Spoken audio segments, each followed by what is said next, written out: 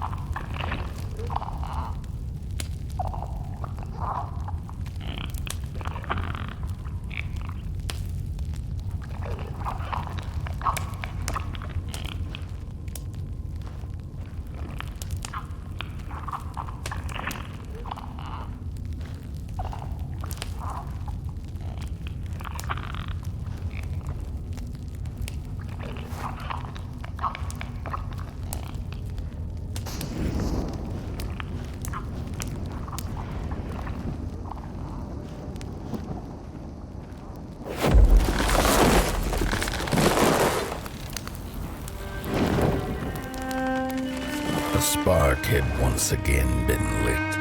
It was told that for the being who kept fire in their heart, all darkness would vanish.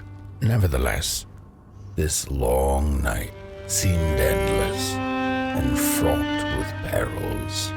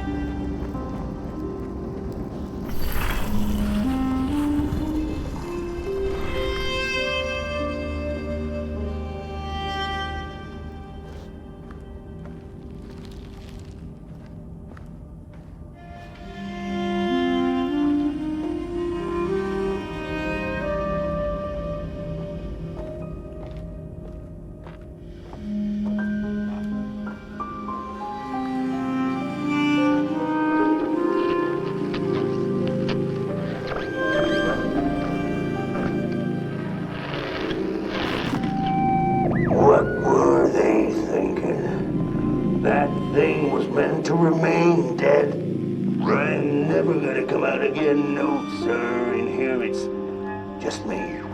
Lonesome ragdoll with his mask. Alone and at peace. They burned it all away, and for what? Shine a little light on things? I can see just fine in the dark. In the dark I can see everything clear as day. What were they thinking?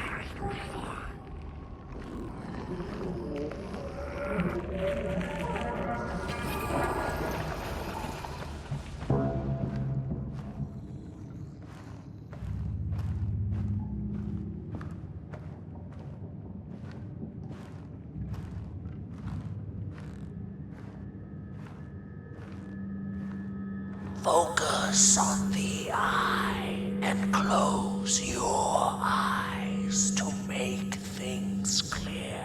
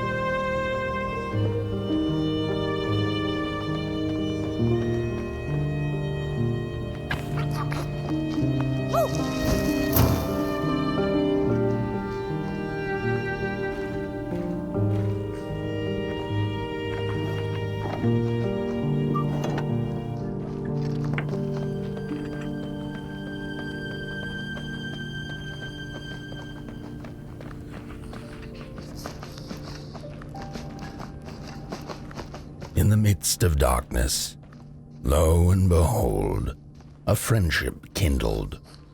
The fire that spread with it seemed so small against the vast night sky, small and flickering, but defiant.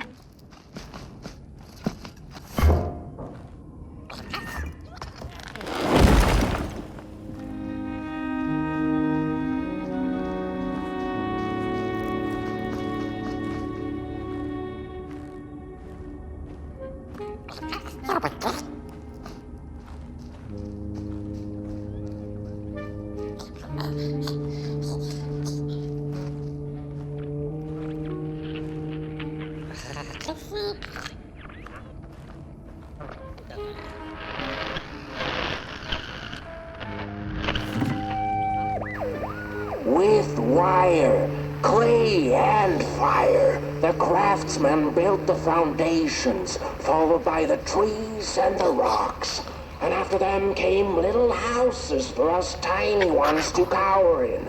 For existence was so big, so vast, that without a roof above one's head, one could have fallen straight into the skies.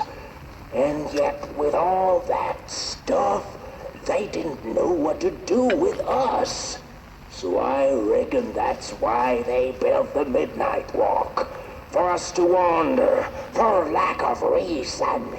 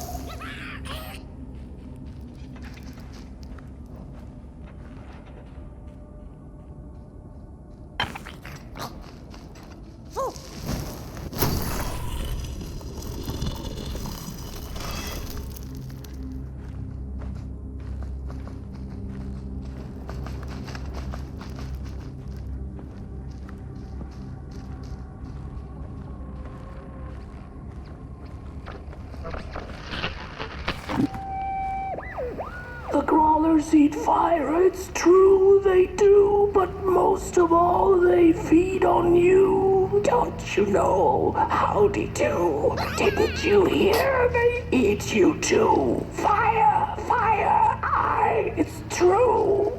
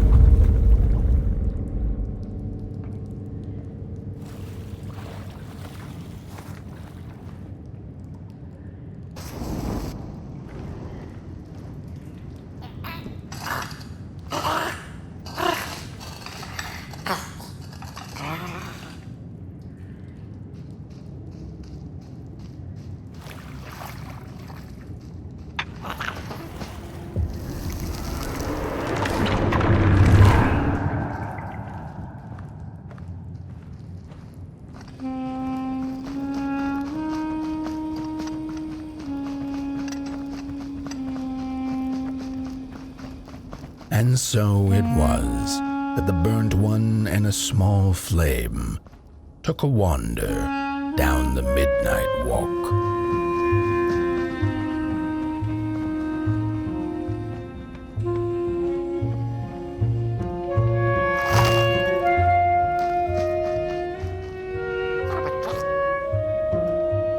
In the closing nights of this era, a wandering flame. How rare! A little potboy. This is already the end. Your potboy, the last ember of the work table that was. You are destined to carry this torch to Moon Mountain. It is inevitable. We must all partake. Your purpose burnt into clay. Your potboy must spread his fire. Walk now, spread your fire. Walk, walk, walk. The soothsayers have spoken.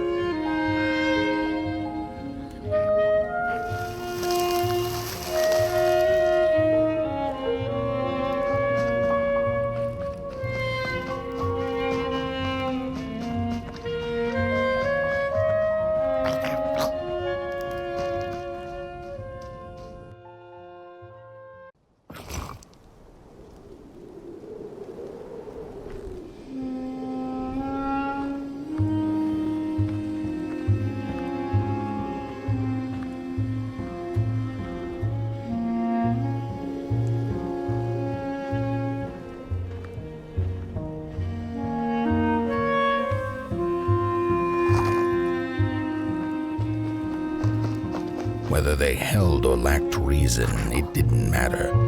When times were dark and winds blew cold, there wasn't much left to do, and it was quite enough to simply put one foot in front of the other.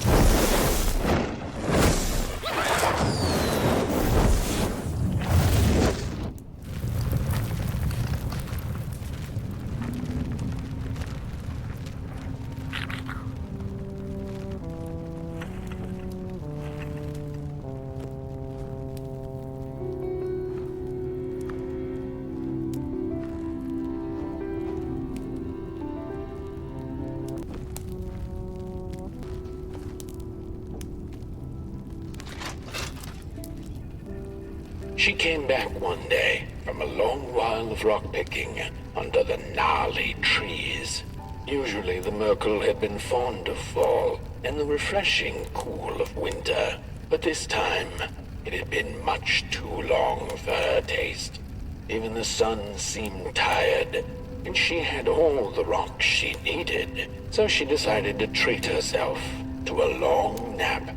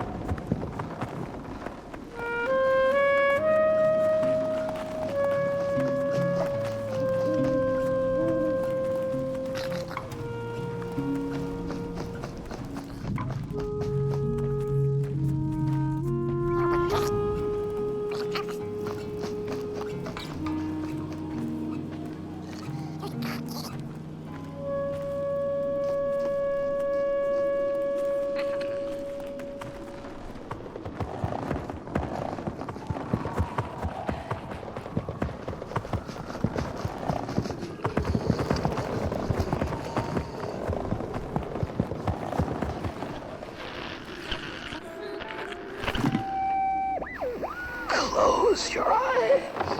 Listen. They sense you. They feel you. It's so beautiful.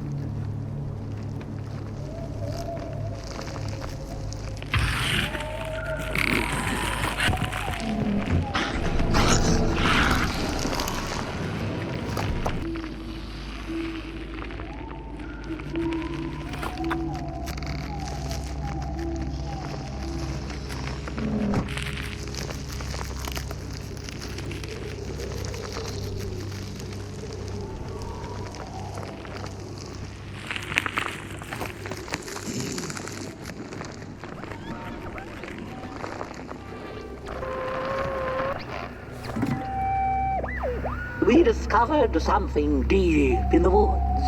Not crawlers or ghosts, but something else. Something in between. A presence that affects us all. We tried to trap it, but to no avail. We tried to slap a name on it.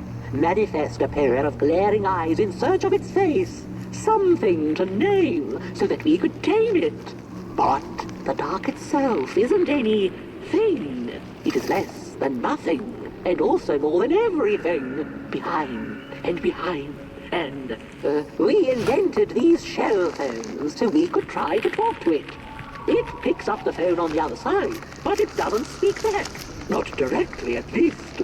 It transmits little, nasty recordings, memories or echoes of things that came before, that passed through its drapes. I wonder if one day someone will hear my echo.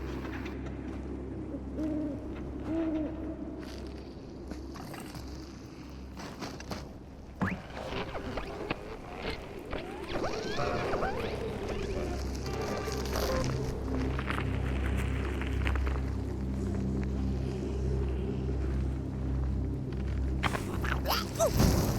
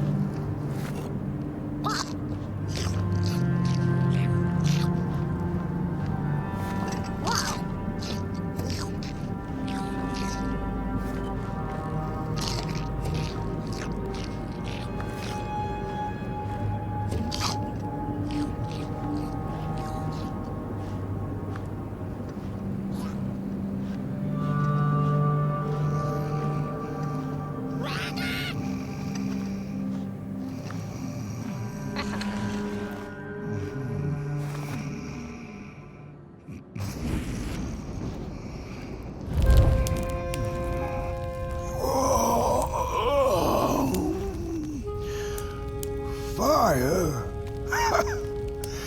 Hey, I'd almost forgotten how it felt. And salutations, Burnt One. Fancy meeting one of your kind here.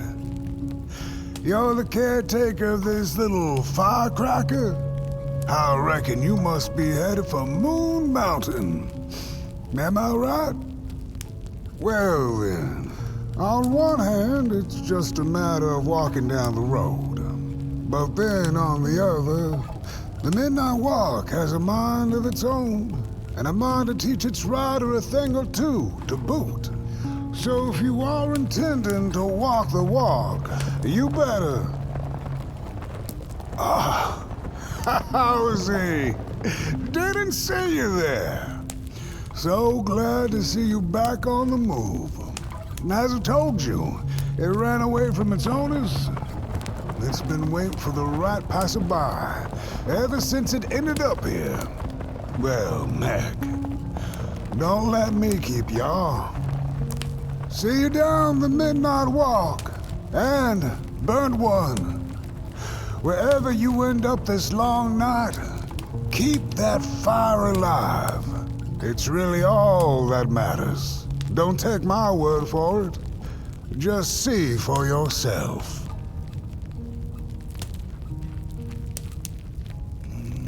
Some folks certainly know how to talk the talk.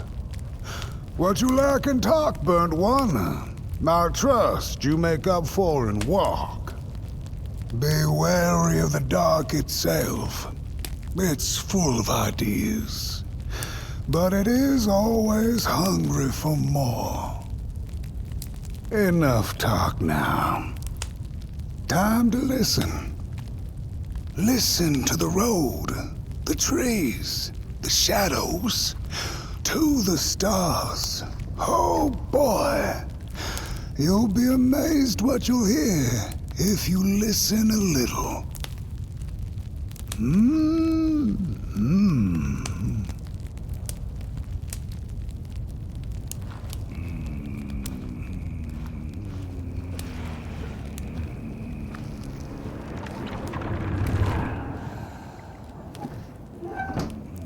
I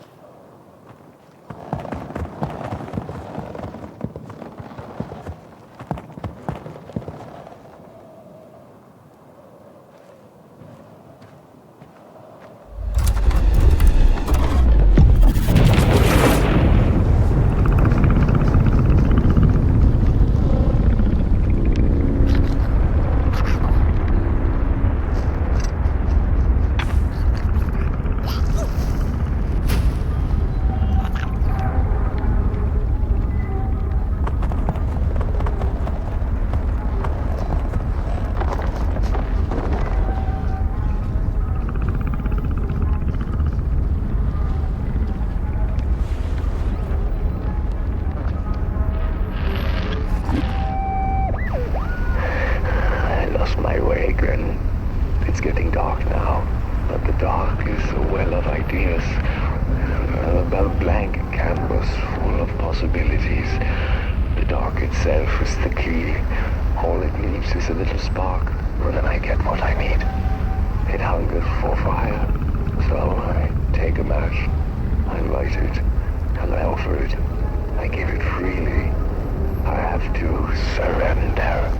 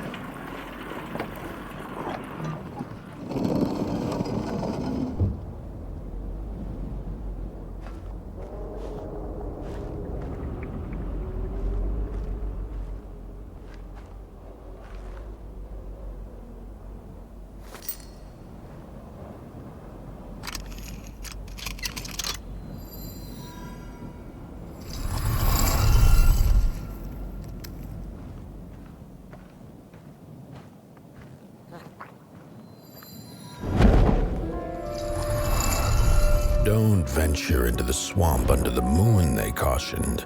There, wild eyes watch, and itching teeth yearn for succulent heads like ours. Gone are the bodies of old, and they can no longer shield us from the terrors.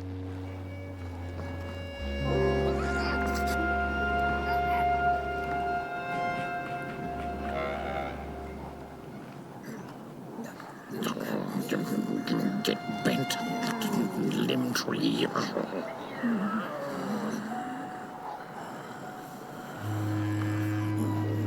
We don't take kindly to somebody's walking around here with 2 feet.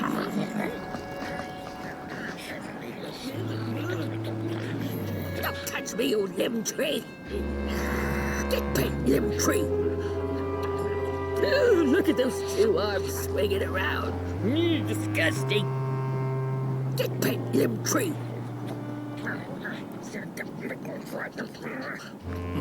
Arms and legs. So uncivilized.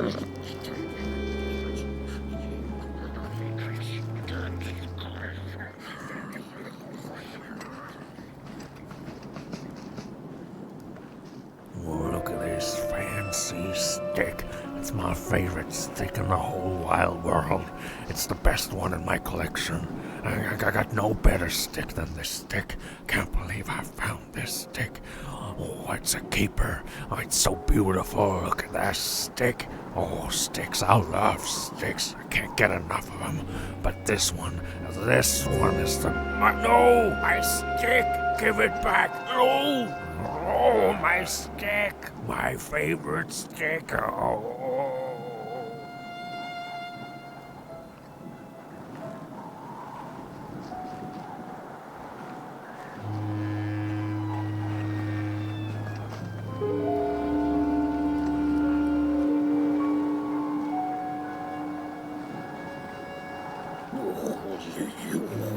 You get out of here.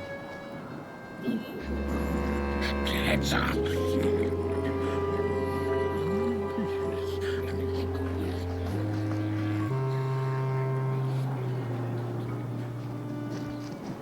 Heads up. No.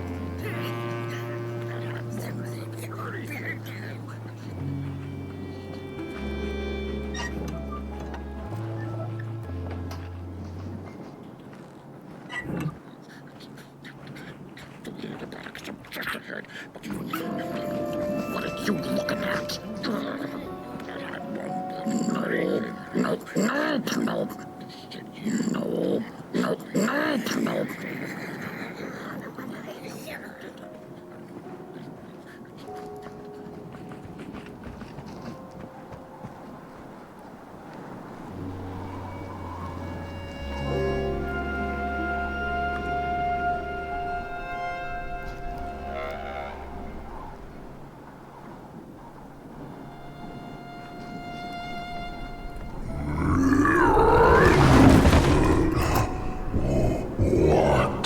What is this?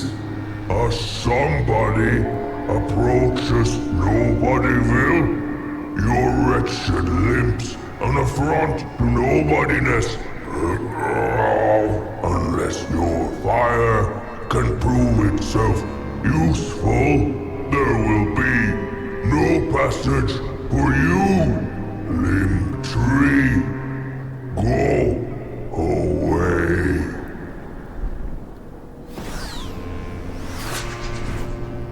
You may have fire, but it is weak.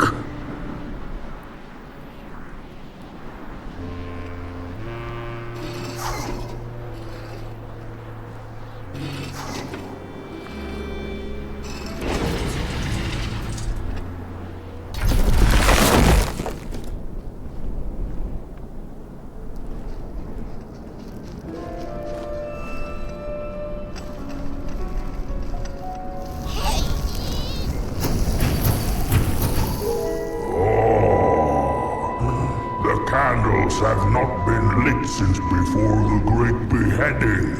Now fire is back. Maybe fire can help us with our Molgrim problem. The headmaster will decide. Enter, then.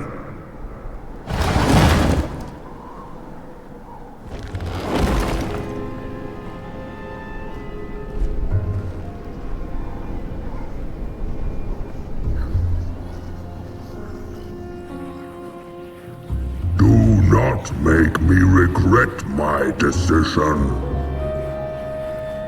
The fire is dangerous, but so is the bitter cold that has taken hold over Nobodyville.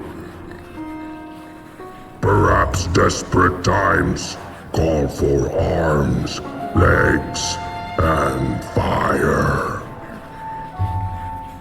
Mind over body. Do not make me regret my decision. The fire is dangerous, but so is the bitter cold that has taken hold over Nobodyville.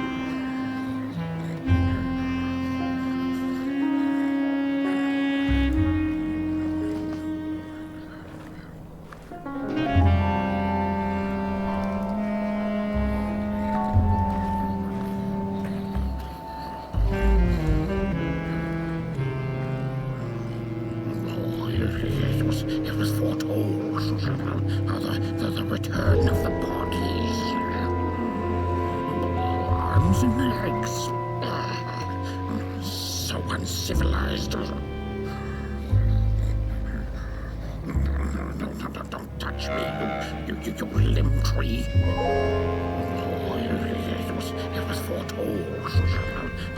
The return of the bodies.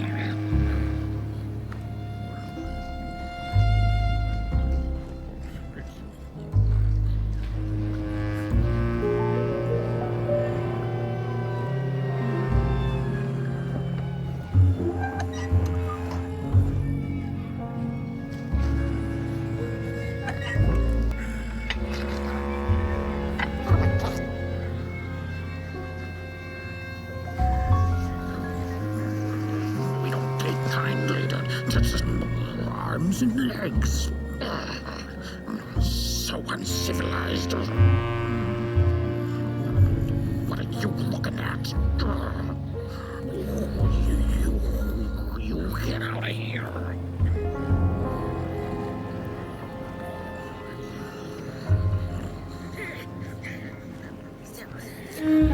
Look at those two arms swinging around. Disgusting.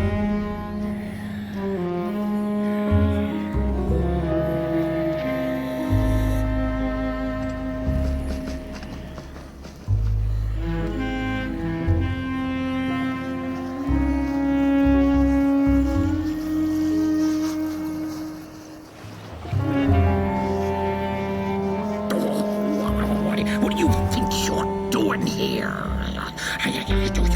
You can't be here. You shouldn't be. Why are you here? Here to set us on fire? Well, you can't.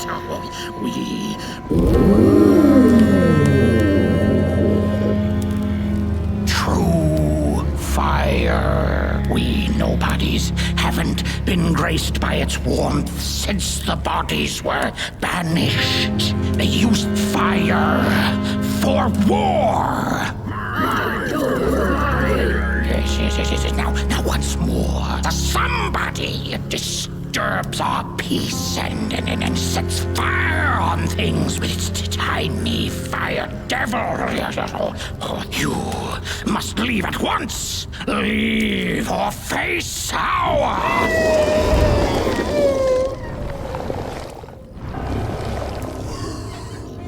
That's the Moldrum! Grab it!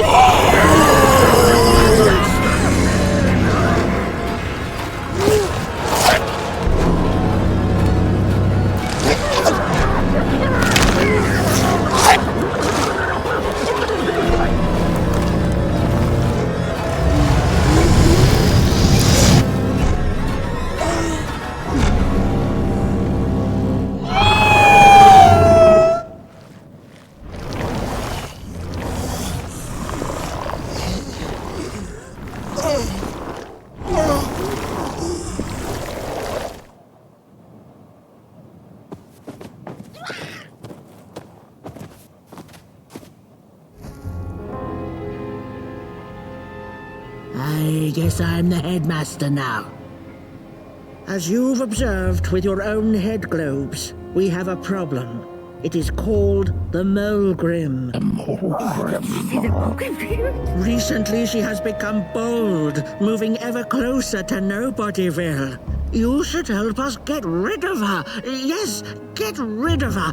Tame her, just make it stop. And by the powers suddenly vested in me, I will, shall grant you passage through our fair Nobodyville. Here, take this. Blech.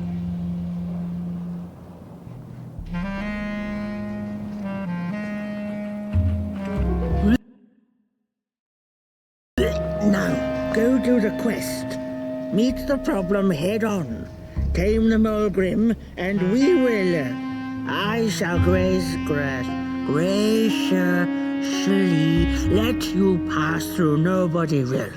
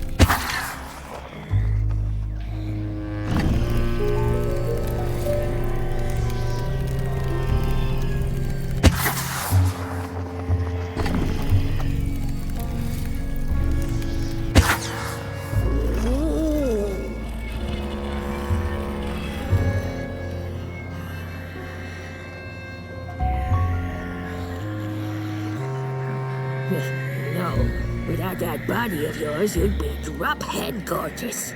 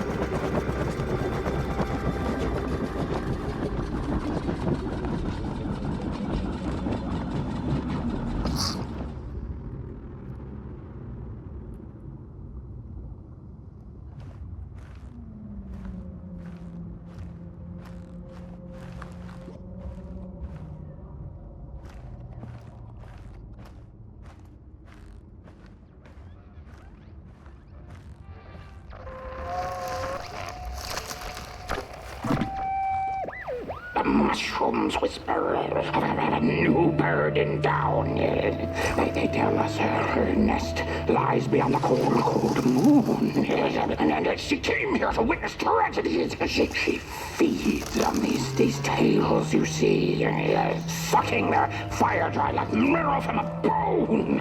Her eyes are on us now. Like a vulture she waits, knowing that we somebodies are about to tear each other apart.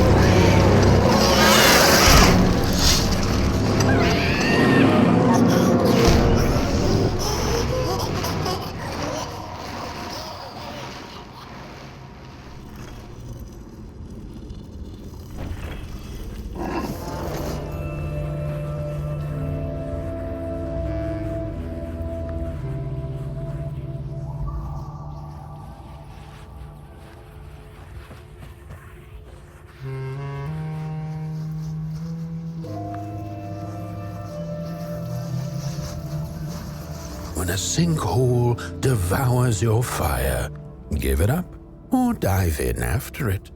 An old swamp saying.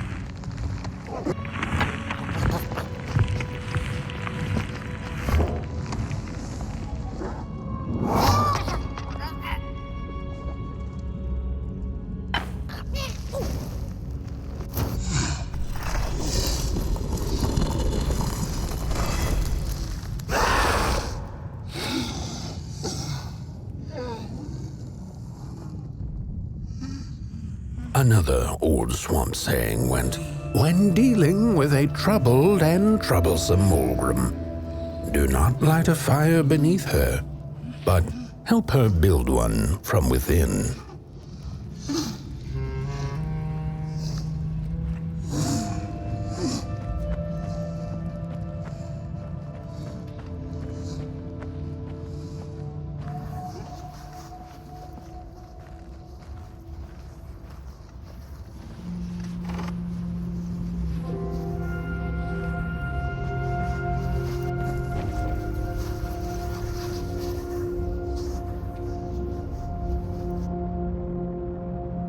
Oh, my neck hearkens the anguished howls of the Mulgrim, and the bitter patter of feet.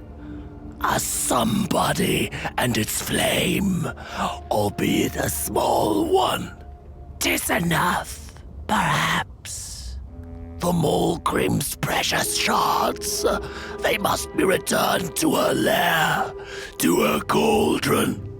Only then may the cleansing fire burn.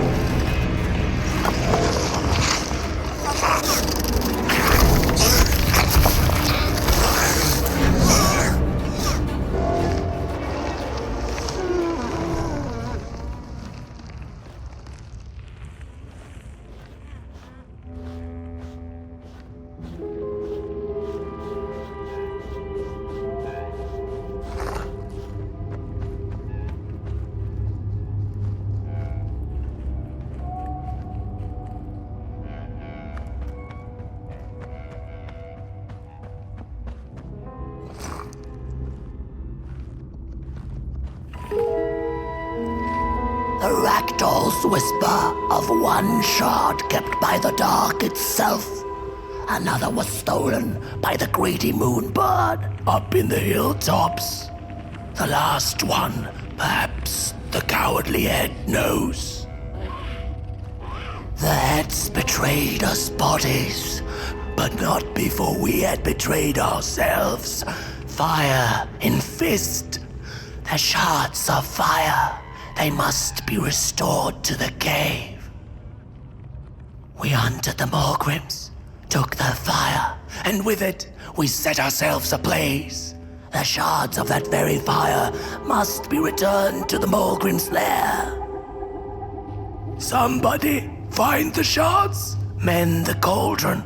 Otherwise, we and thou art forever doomed to madness, to be fettered to the clay and mud. We took the shards from her lair, we named them cursed and scattered them. But in so doing, we cursed ourselves. The fire has gone out, but in our minds, it still doth burn. The ragdoll's whisper of one shard kept by the dark itself. Another was stolen by the greedy moonbird up in the hilltops. The last one, perhaps the cowardly head knows.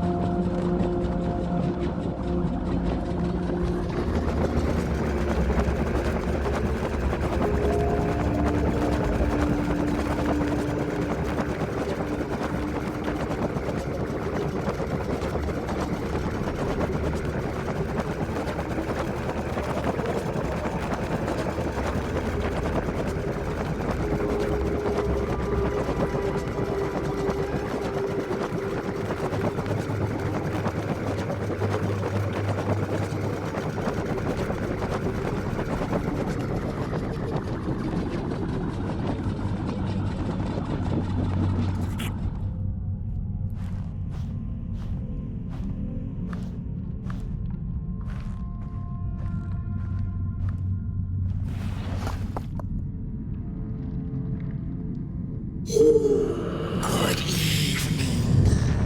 Or is it morning or afternoon? Hard to tell without a sun, isn't it? Ah, no. It is most certainly night. Or moonbirds hooting wouldn't make sense at all. Speaking of sense, will you help an old bird find some in this story? Fire up these dusty murals in the right order, and you will receive a present, a little gift, yes. Bring the fire to the story.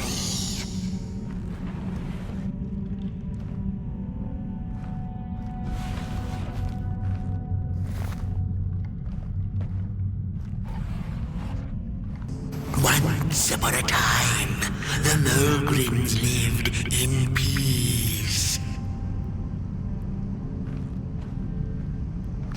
Peace ended when the violent somebodies invaded the valley.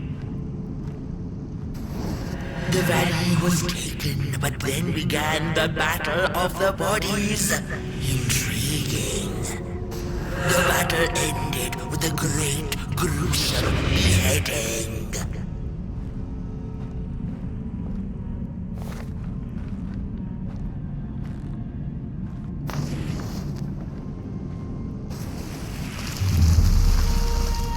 For time immemorial, the Mogrims had lived in the valley in peace, sharing good eatings and howlings around their fire, which they had inherited from the skies.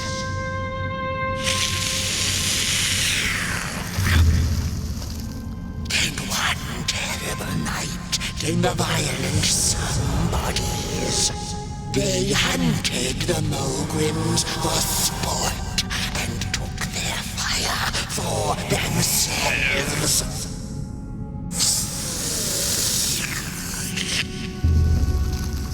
But the somebodies knew not what they were dealing with, for as soon as they held the fire in their grubby hands, they began to fight one another with it.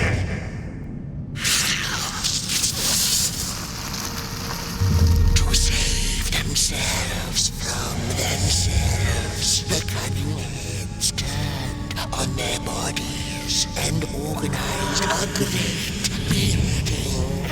And so it was that somebodies became nobodies, and the bodies were exiled. A time of peace would ensue, or so the headlings thought.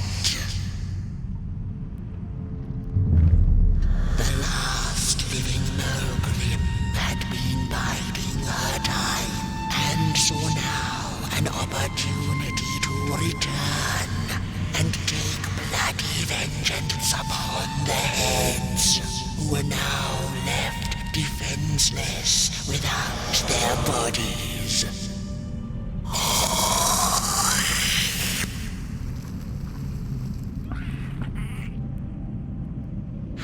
Time of the Mogrim begins anew.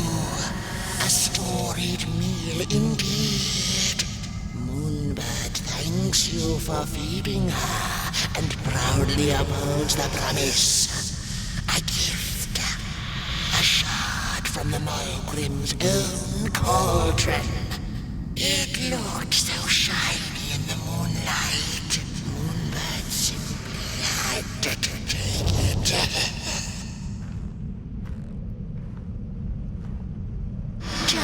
For now, she'll see you in the light.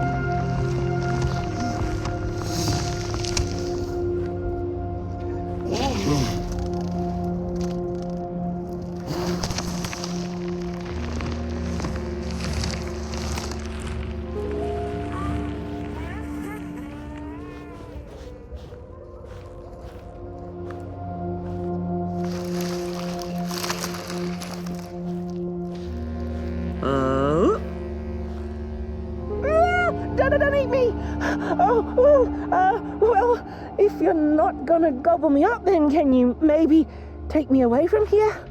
Please? Somewhere closer to Nobodyville and away from here. Get me out of this neck hole, please. I'm begging you on my bare chin, and I'll pay you for the effort. Handsomely with a beautiful shard from the Mulgrim's cauldron.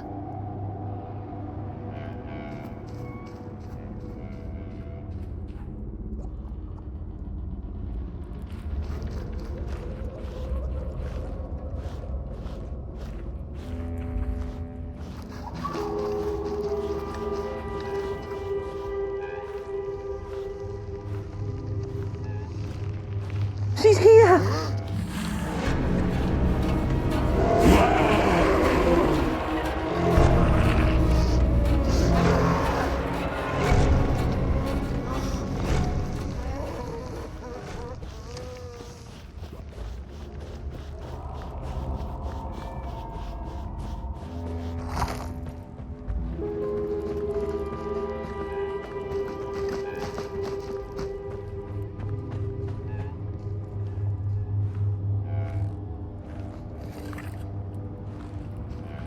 Phew, thanks for saving my neck. And I think I have a reward for you. A real treasure. There you go. One of the 3 missing shards from the Mulgrim's cauldron. Yeah, I stole it. Oh, I thought I could maybe buy me some kind of ticket away from, well, everything. Start anew, you know? A good head on a pair of healthy, strong shoulders. Eyes on the horizon. Gosh, the horizon. Do you know I haven't seen it once since I lost my body? I really do miss my body. It's a real shame when you think about it, you know? The things that we do to ourselves, to one another. What we did to her, kind. All in the name of some sort of control. Doesn't make sense. Anyway, I guess I'm sad. Sad and sorry.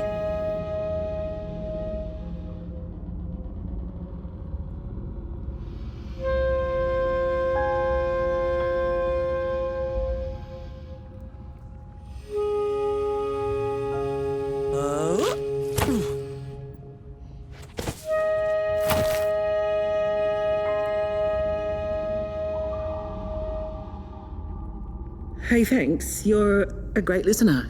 You know that? Just take care of that shard now. Maybe put it back where it belongs and... yeah. Goodbye. The ragdoll's whisper of one shard kept by the dark itself. Another was stolen by the greedy moonbird up in the hilltops. It's easy to lose one's head when everything you love is either gone, broken, or dead. Yet another forgotten swamp saying.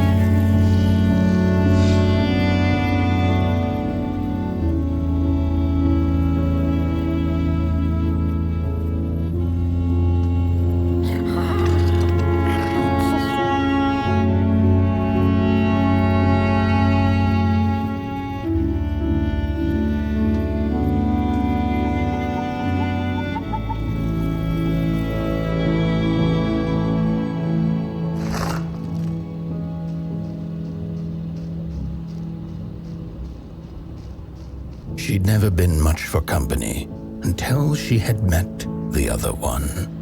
He had shimmering scales, an appetite for life, and carried a faint scent of rotting leaves she found irresistible. Oh, how they used to laugh at the distant stars, bitterly together.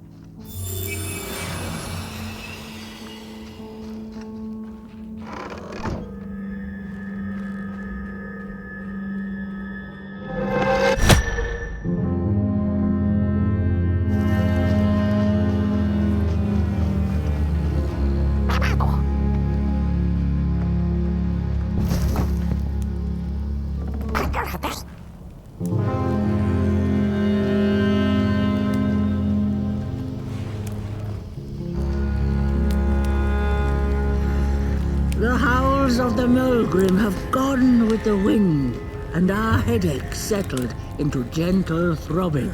Thank you, somebody, for you have not only graciously saved our necks, but also demonstrated the value of brain mass and heart blob working together. Would it be time for the bodies to return?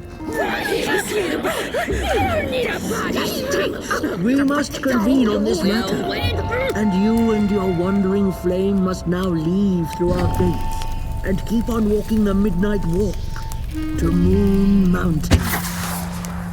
Moon Mountain! Here you go, somebody. This key will open the town gates. The mountain once again beckons, and the call is answered. Fare thee well, and take good care of your flame. The dark itself is hungry.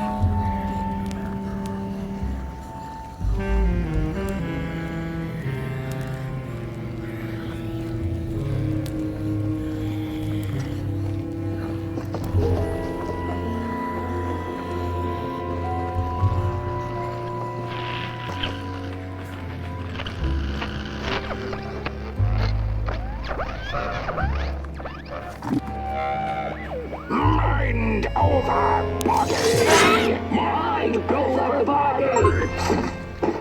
Mind over body! Mind over body! Mind over body! Mind over body!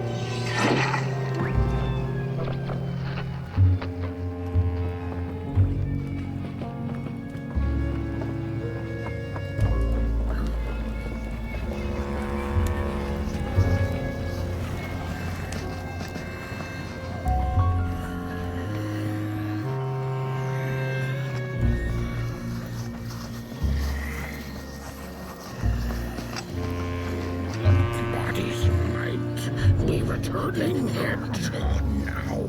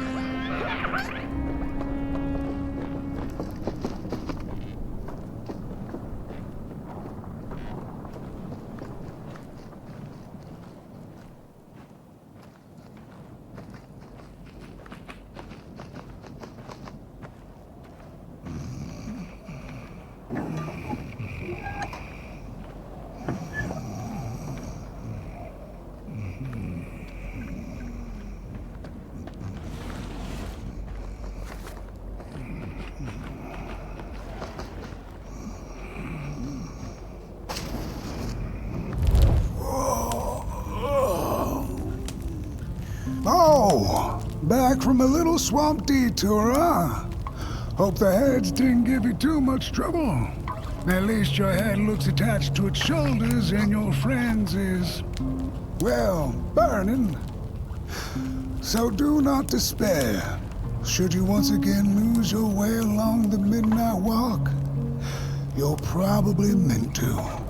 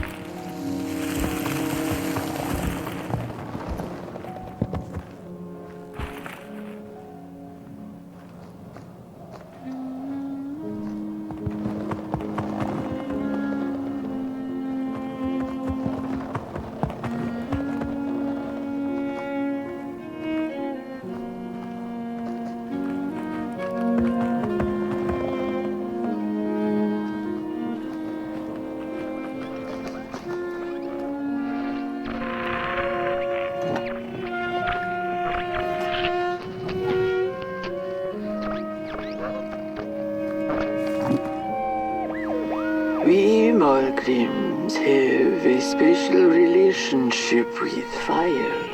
We do not cook over it. We do not shed tales around it. We care not for its warmth. Ours is a different connection entirely. Fire is our window to truth and into the world beyond clay, to which we must return. We are noble beings, bringers of bugs, slime, and mushrooms to help decompose the old and to bring about the new. We are the caretakers of this world, and woe be to those who seek to end us. for they seek to end themselves.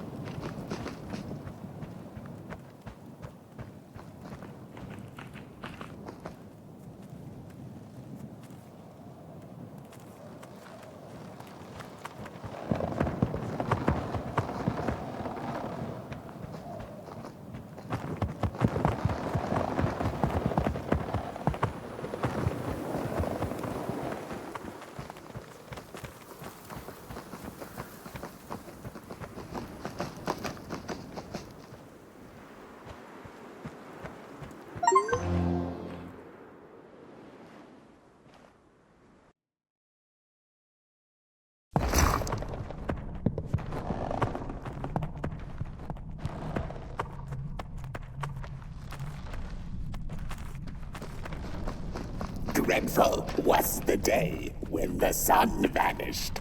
The waters dried up, birds went quiet, and the dark itself seeped unchecked into the work table as the cold, chewed paper moon rose over the mountain. The night that followed would be long as the midnight walk.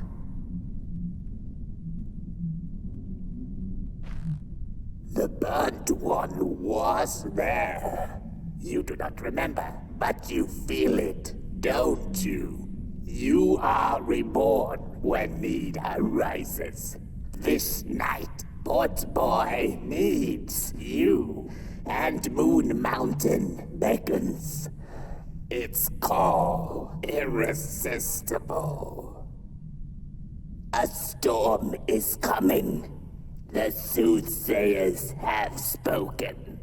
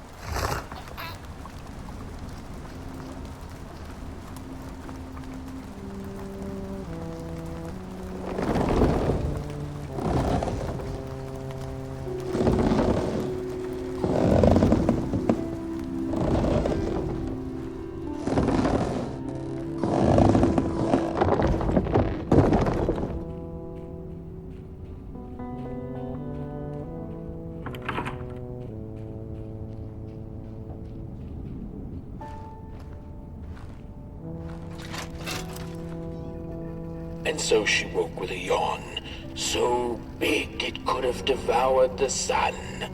She had slept for just about a decade. A decent nap by Merkel's standards. She smacked her dry lips, looking forward to what the new dawn had to offer as she left her lair and went out into the cool night. "Wait a minute," she exclaimed. "Night?"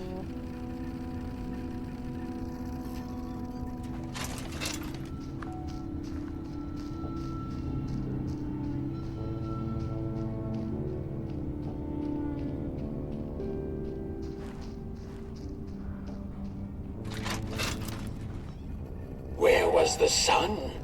Where its warm rays should have been there was only the vast night sky, not a star on its face. Well, the Merkel mumbled softly to herself, winter was late, so now the sun must be late too. Proud over her sound logic, she went back to her lair to take a complimentary nap.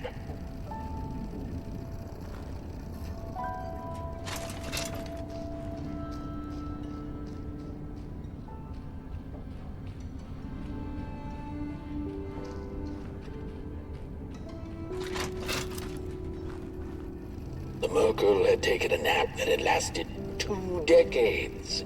Now that counts as oversleeping even by Merkel standards. She had awoken anxiously this time, feeling misplaced and confused. The confusion grew further into panic when she was greeted not by the sun's life-giving caress, but once again by the silently mocking night sky.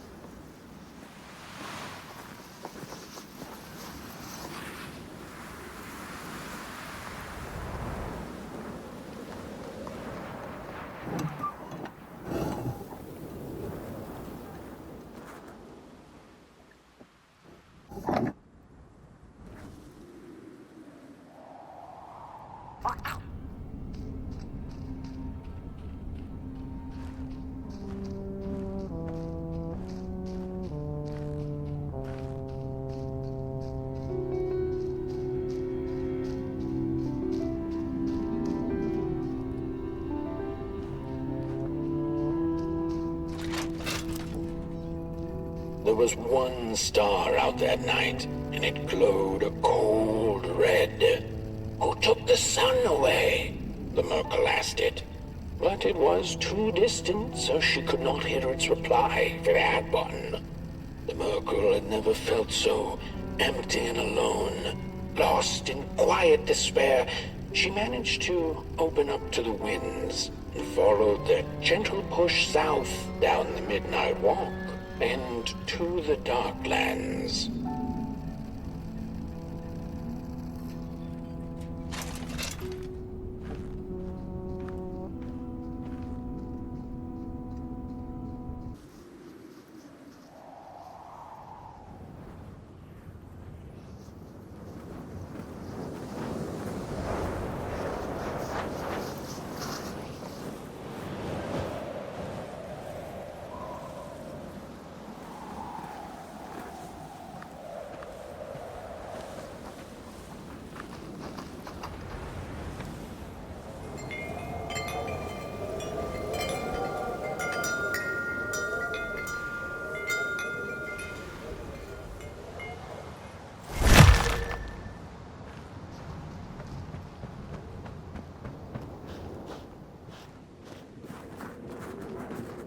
There once was a freezing cat who was looking for shelter when she came across a dark cave.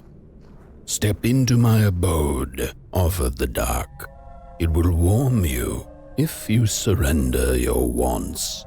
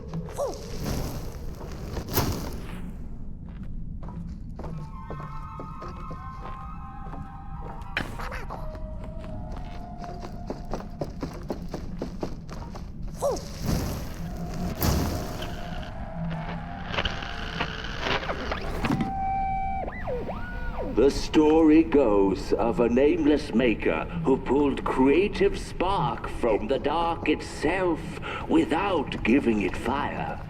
With his dark source, he managed to create swaths of land in no time. The dark itself waited for a gift of fire, but the maker just kept on taking. Too busy building his crooked fences and watchtowers, kept his fire locked away in his chest. One day, he decided to create the first people to inhabit and appreciate his creation. It was then that the dark corrupted the maker's clay, guided his greedy hands into creating not people, but the first of the fire-eating crawlers.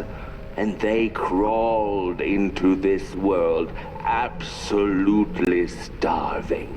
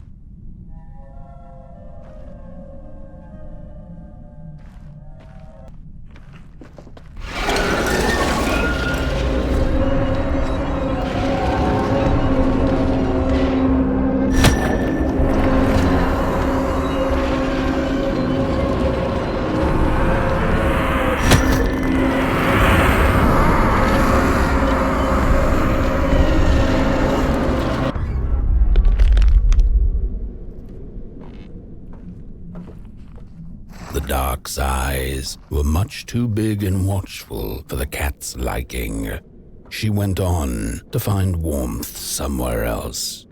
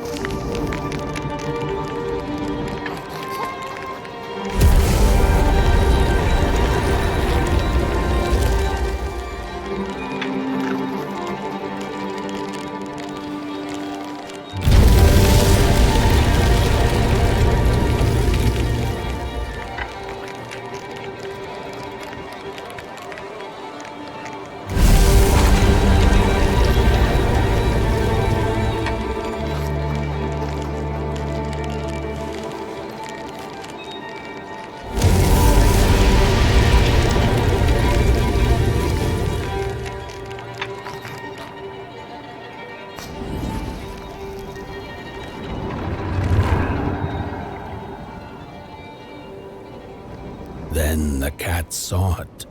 Rooftops piercing the sky. Approaching the town, she was greeted by a crone. Come, kitty, kitty, you must be tired. Sit in my lap. Share your soft fur, and I shall warm you for a spell.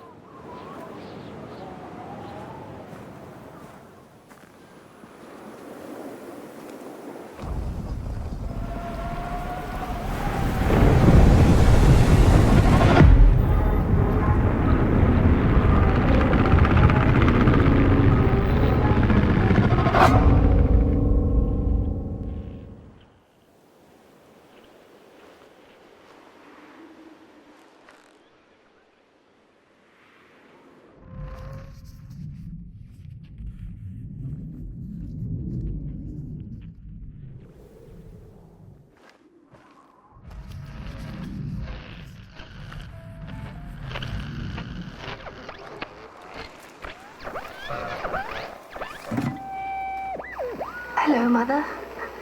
The well said to give it a match, so you and I could talk again. I hope this works, because that was my last one, and well, it's cold now. But it doesn't matter. We can finally talk after everything. So, how are you? Do they have fire where you are? Not the hellish kind, I hope. Is Father there too? I think you should talk to him again. I know it doesn't seem like it, but I know he loves you still. I love you. Still. I can't feel my hands. I can't feel anything.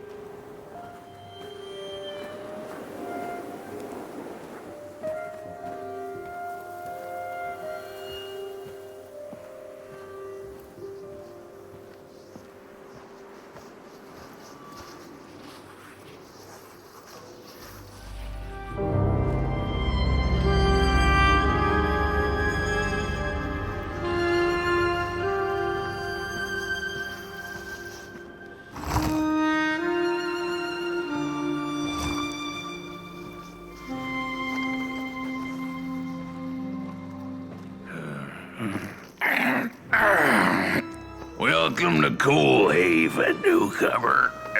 Good to see a flame in these parts again. I'll be your guide tonight. This furnace here used to run on coal and fire, don't you know?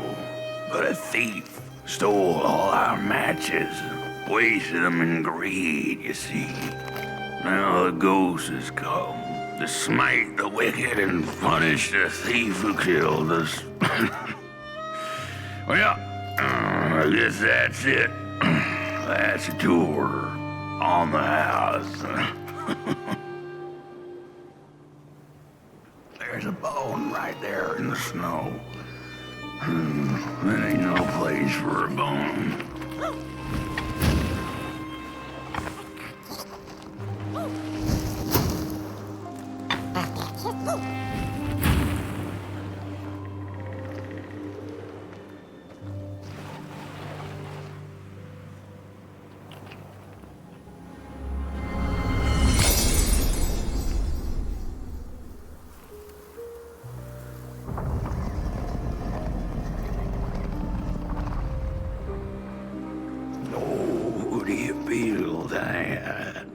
Something's changing.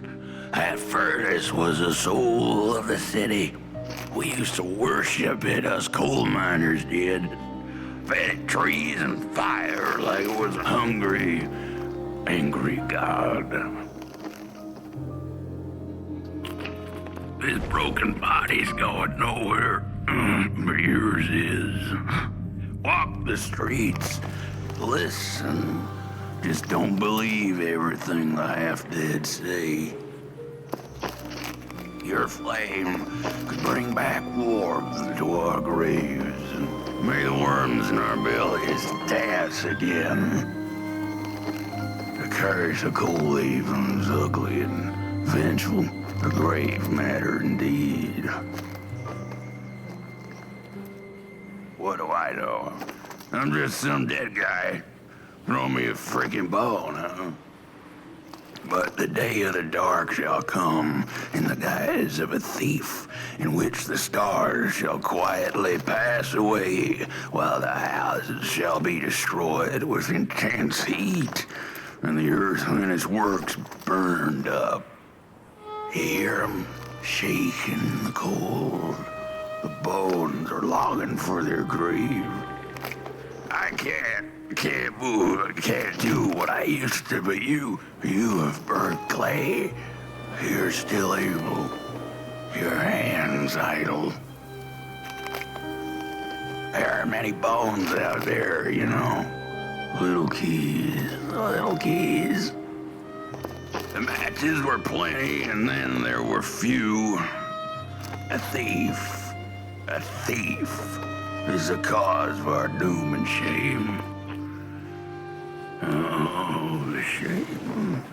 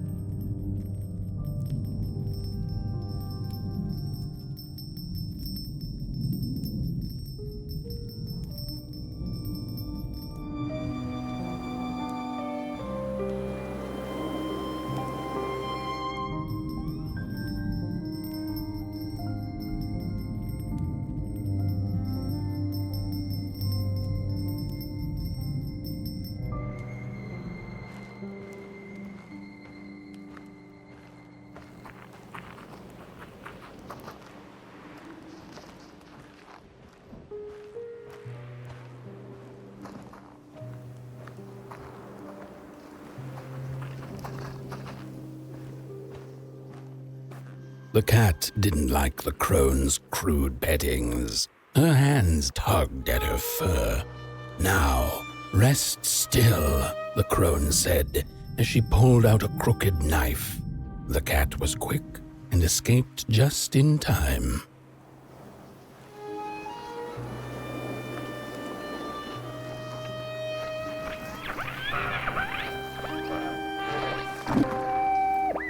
How could this happen?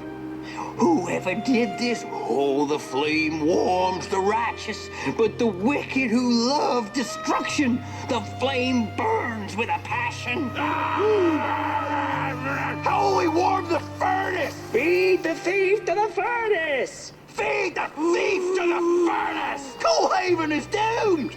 On the wicked the flame shall rain fiery coals and burning sulfur. A scorching wind shall be their lot. Come forth, thief, and confess your hideous crime!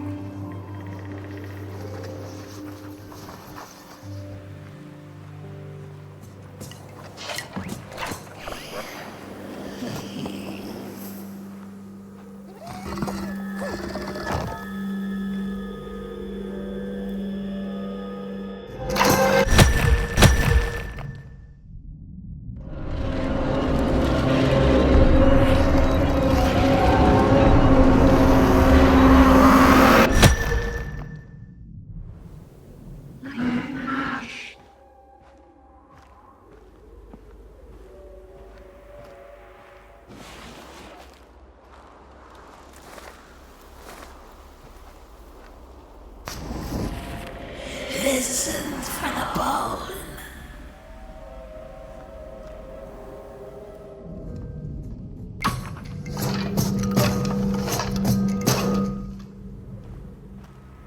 We killed it.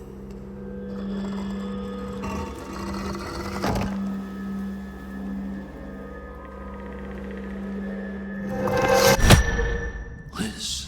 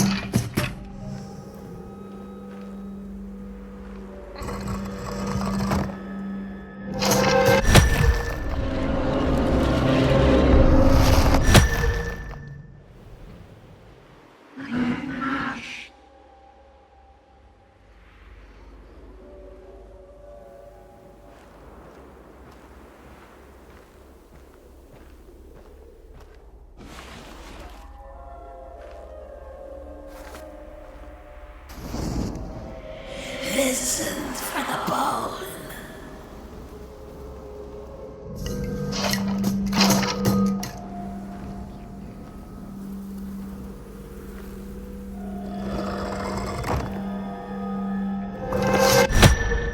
Listen.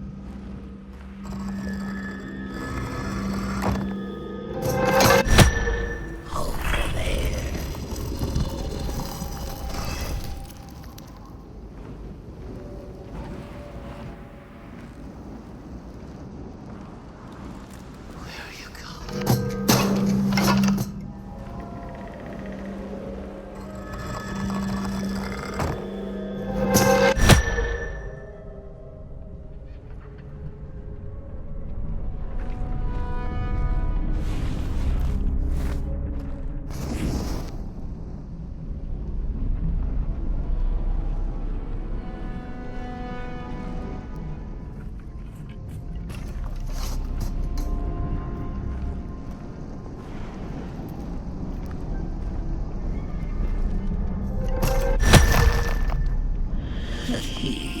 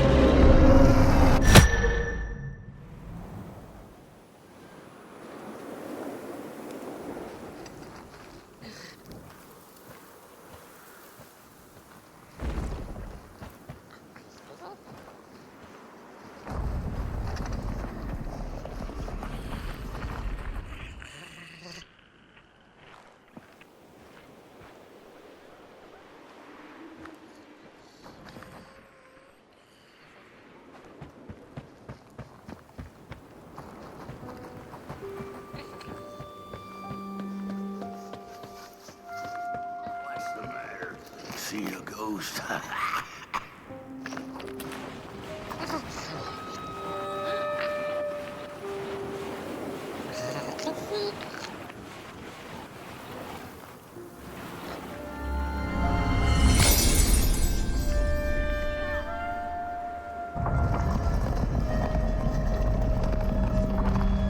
The thief loved the stars. Would have plucked them out of the sky if it were possible.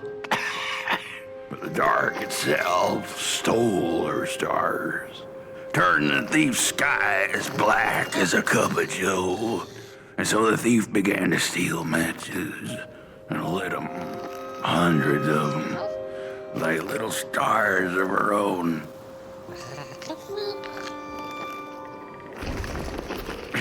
The crooked path to the house on the hill lies open. You you hear the scream.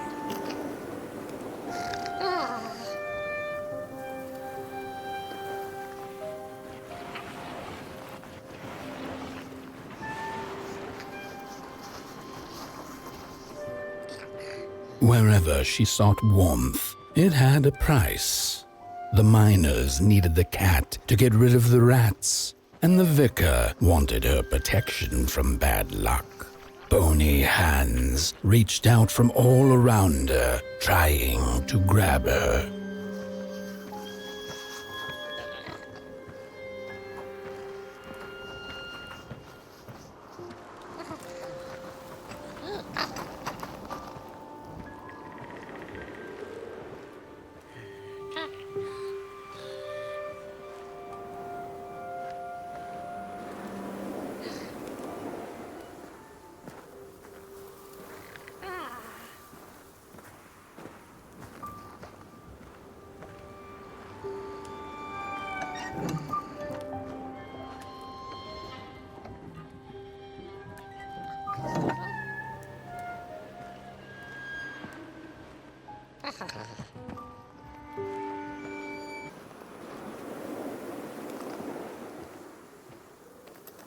Brothers and sisters, hunt down the thief. The matches. Follow the burnt matches. Follow the matches. What did we do?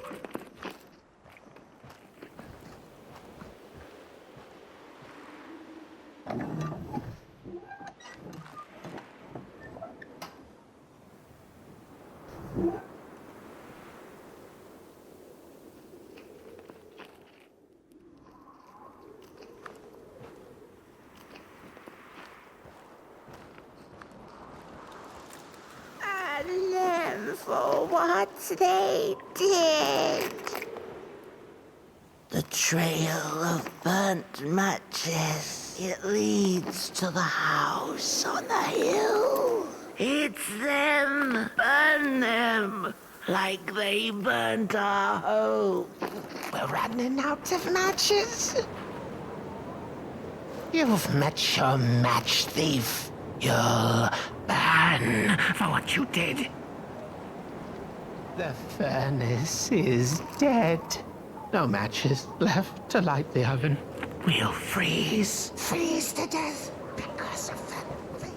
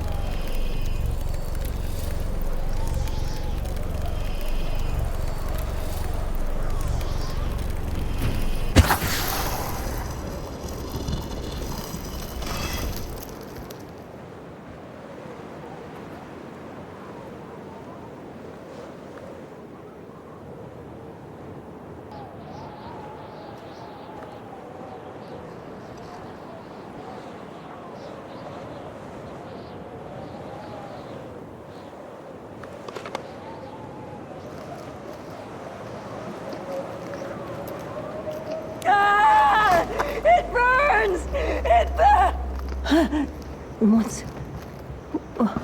This isn't my body. The fire, did we snuff it out? Where's... Did I save them? The house. It's ruined. Well, it wasn't supposed to go down that way. They locked the door, threw the key into the woods. Huh. There was so much anger, and now there's nothing. This body is so uncomfortable.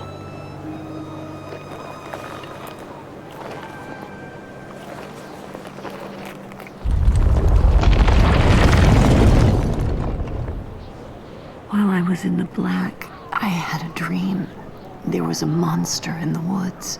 with our door key dangling from its tail. I ran, tried to chase it, grab the key, and when I did, the creature turned around, and its face, it was the face of this whole town. The key, I have to find the key. In the woods, where the wild things rest. The key, I have to find the key. In the woods, where the wild things rest.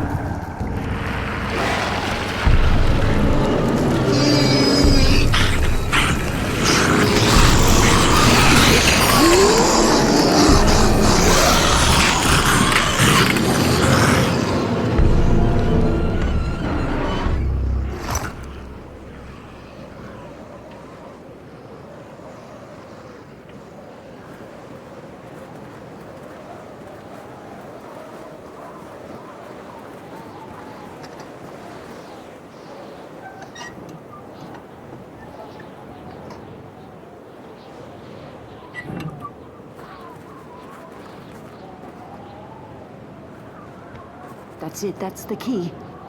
Unlock the door. Please. I want to see my home again.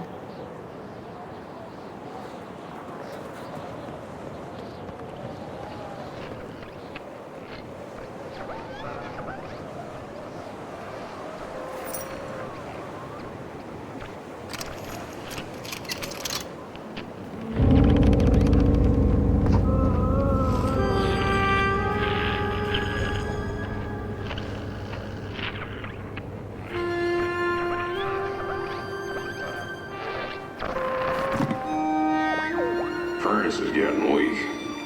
Council says we're running out of matches. We'll have to harvest more trees then. I don't like it. Losing the forest like this. Not like we have a choice. Mom, Dad! Oh, Curly, you startled me. They're coming here. All of them. What's that you're holding? It's just a match.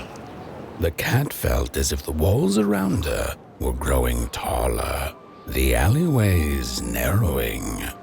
Turning a corner, she bumped into a girl sitting in the snow. In her bony little hands, a lit match. "What do you think of my star?" the girl asked. "Isn't it pretty?"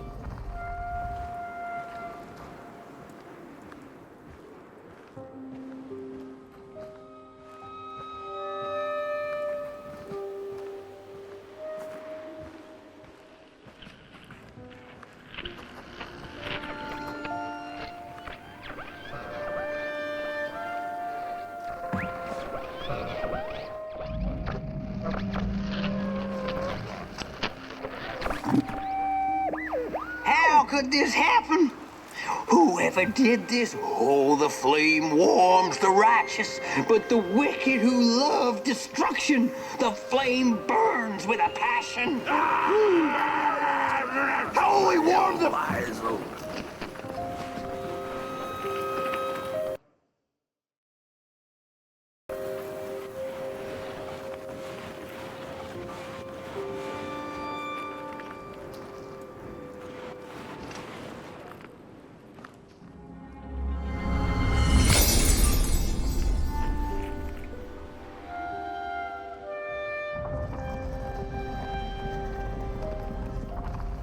With no matches left, we couldn't light the furnace. And the thief paid a terrible price for her burning greed. As the furnace died, one by one, so did we. But before we perished, the dark itself moved into our hollow husk, turning us cold and wicked. If I had a heart, I'd feel great shame for what we did. I'd feel great shame for what we did. The old man feels it too. Should have been long dead with the rest.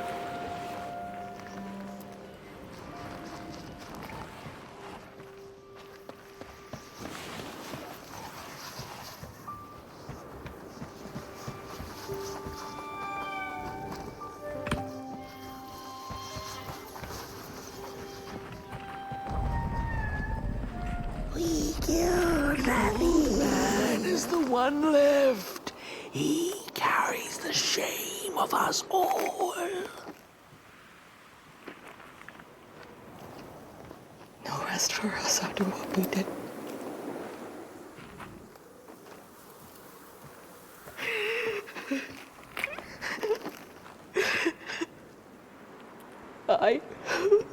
What have I done? What did we do? I thought we'd just punish her.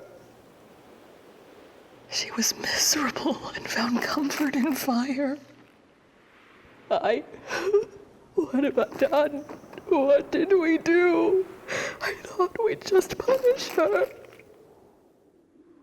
She was miserable and found comfort in fire. Shame. Shame. The furnace died, so we had nothing left but justice. Sweet justice.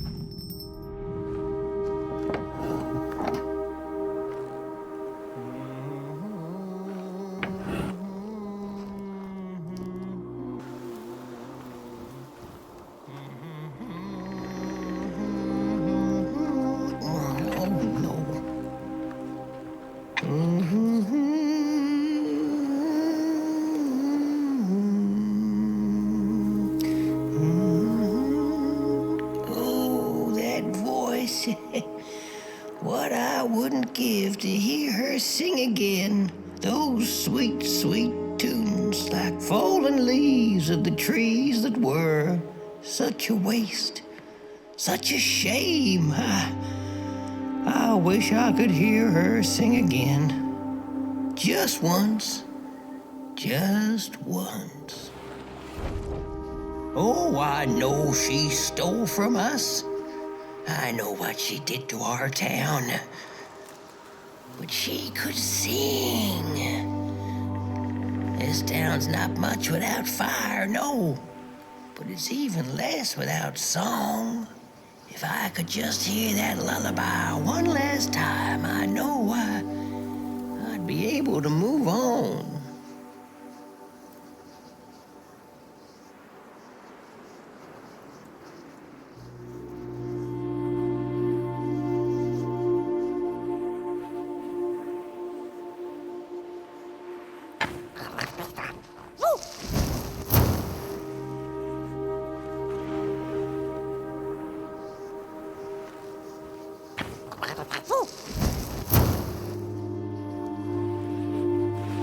I know I captured it once in a melody-keeping head of clay so she could hear her beauty for herself. But I dropped it in the woods that horrible night. I was mad, so very mad. Burnt One and Little Flame, will you help me? Please, I'm too weak. Find the clay head.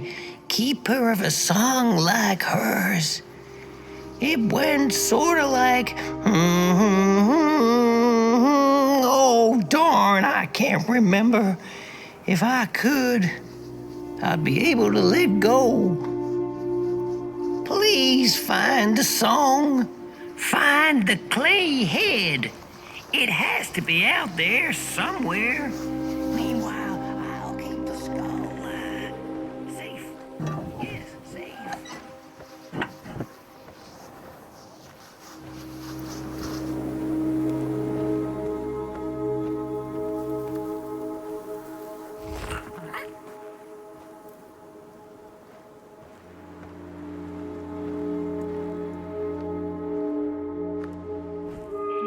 I ask, pray, beg for silence of the dead. But what does darkness give? A singing head. All of them dead like asked, yes. But the song, it lingers.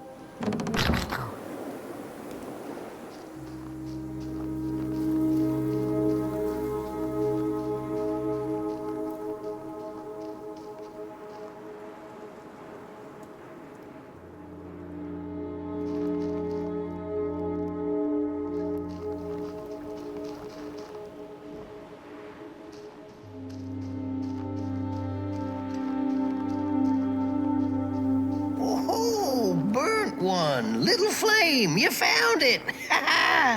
Does it still keep our song? Fire will tell.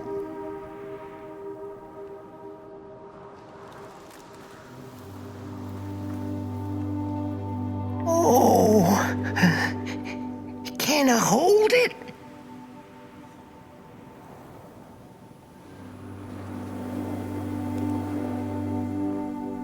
Please, may I?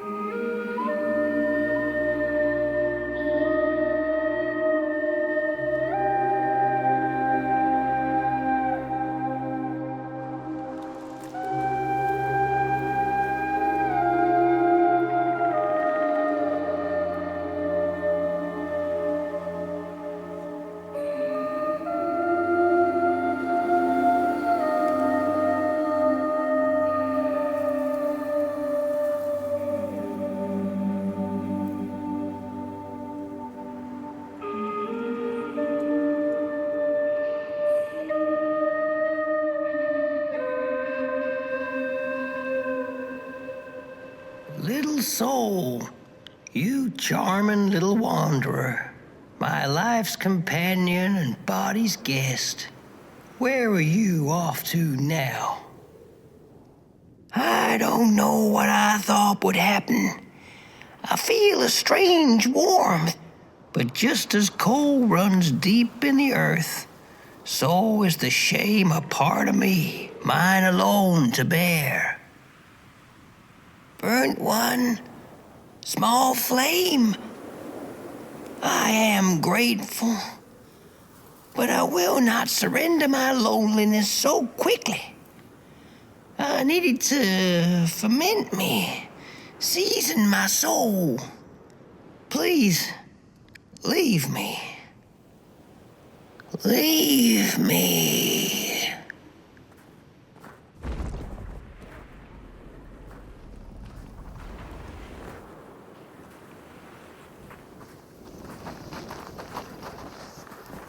The girl offered her burning match, her last star, but the cat could tell she needed it all for herself.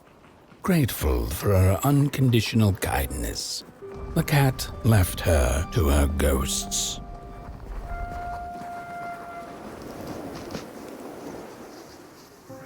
Ugly and vengeful, a grave matter indeed.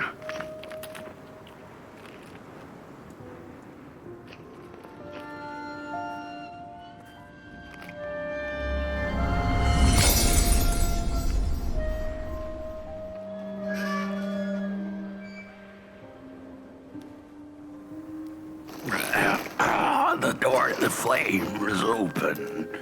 It's already there. You just haven't lit it yet. Now, if you don't mind, a little spark. And just maybe we'll be able to die for real this time. In life, I didn't mind a little loneliness, but this is the worst. The furnace longs to burn once more. Light, hint, they heat up the furnace.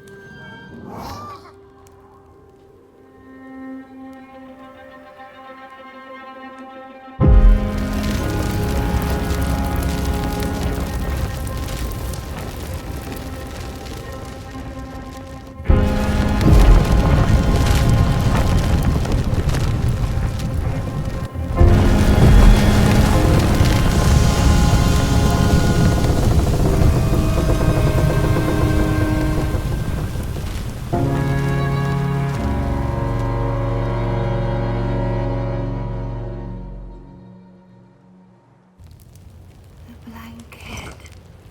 Take it. It's so heavy.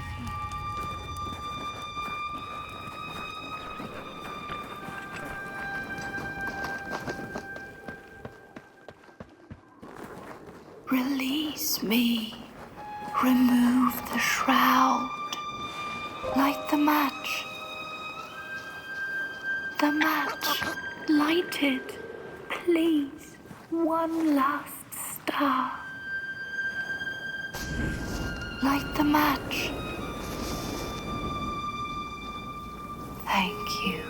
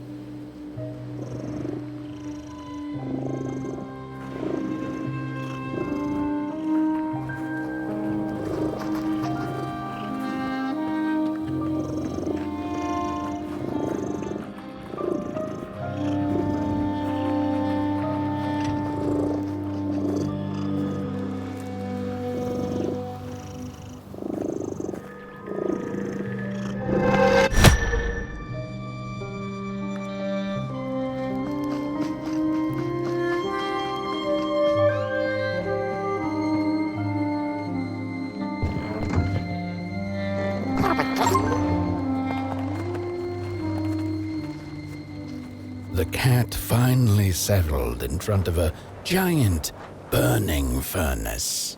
In its bright flames, she could glimpse a dark future. This did not matter to her, for now she was eternally warm and at peace.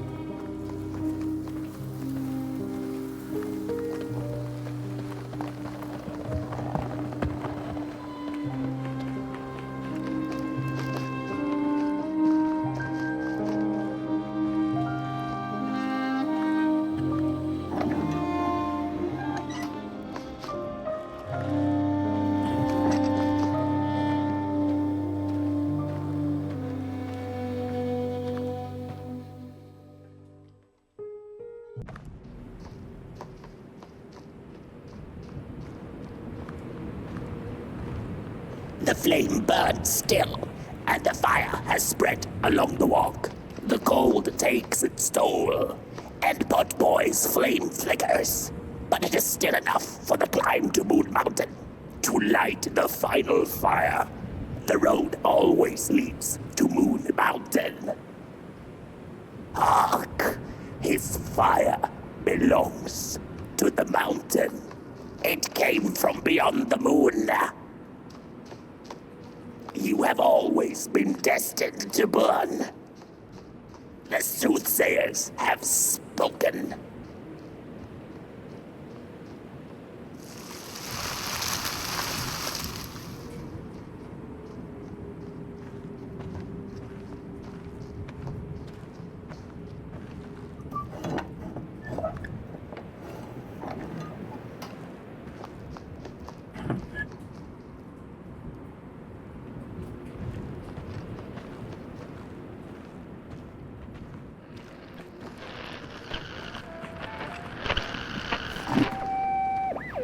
There's a fella who watches over the midnight walk, pointy hat and hollow gaze. He's been around longer than you or I.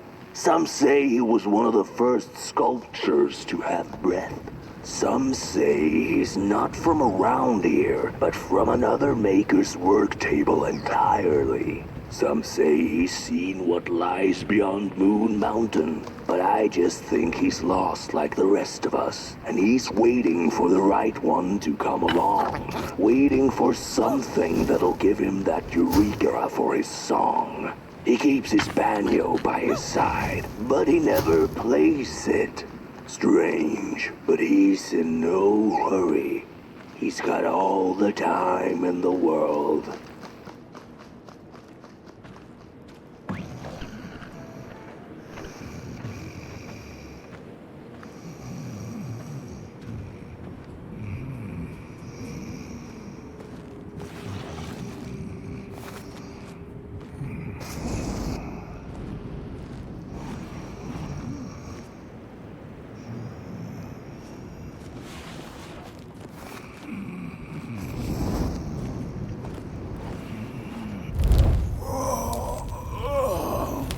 Hey, my. The Burnt One and its flame approaches. The road's been long, hasn't it? And it just keeps on going, don't it? Why don't you rest here for a spell? Change is in the air. Warm winds coming in from Coalhaven. I trust you're not pushing that little flame of yours too hard. He is mighty, no question about it. But between you and me, he still has a ways to go until Moon Mountain. Heck, it ain't my place to tell you how to tend your flame. I'm sure you'll be fine. You'll be just fine.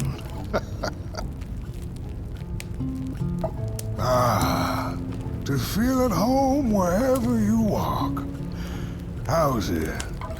What a friend to have on the road, huh? Now, there's an open door invitation, if I've ever seen one. Go on in then. Get some rest. I'll keep watch. Go on in then. Get some rest. I'll keep watch.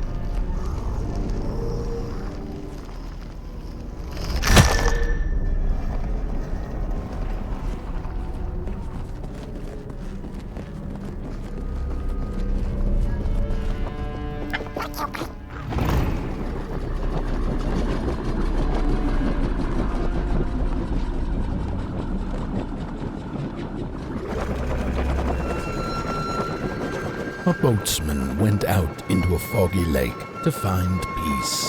Then, out of nowhere, came another boat that bumped into his. He cursed whoever was on the other boat, but when the fog cleared, he discovered that it was, in fact, empty.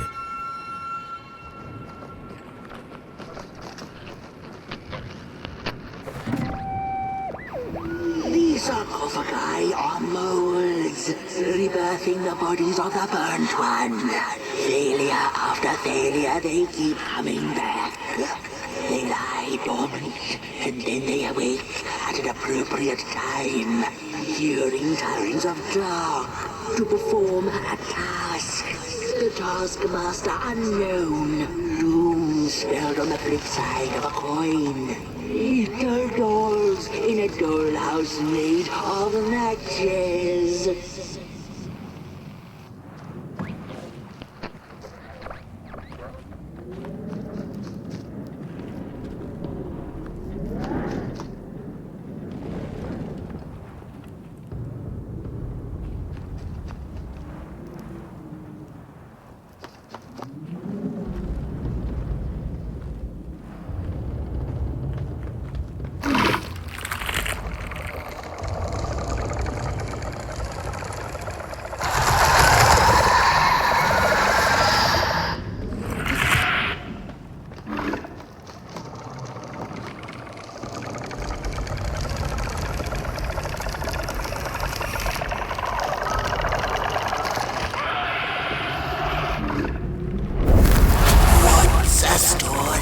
Without a little adversity.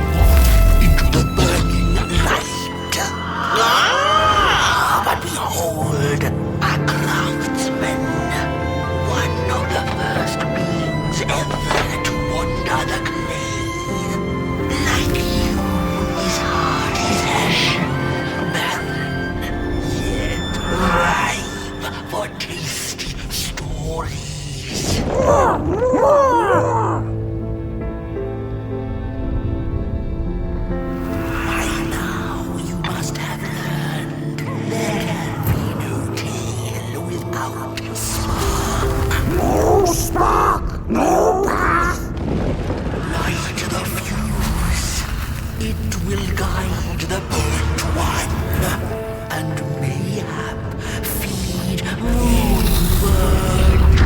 A symbiosis most reasonable, don't you agree?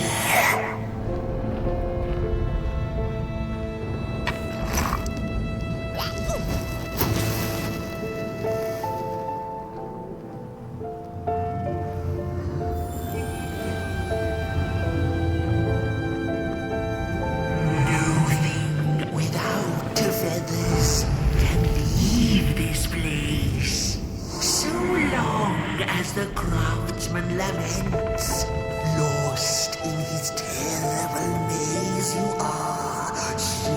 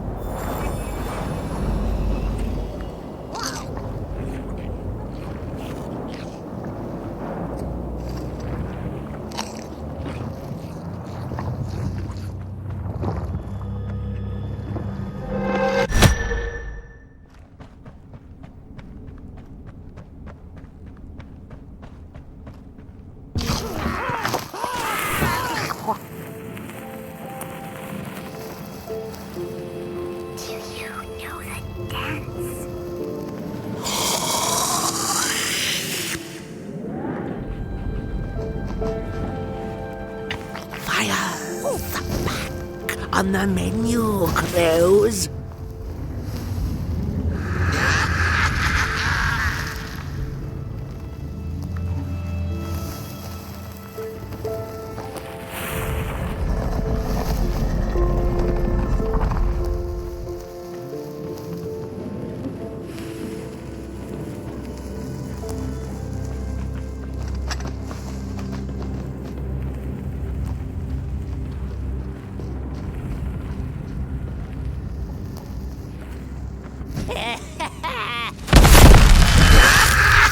I see you. Not a crawl closer, Moonbird.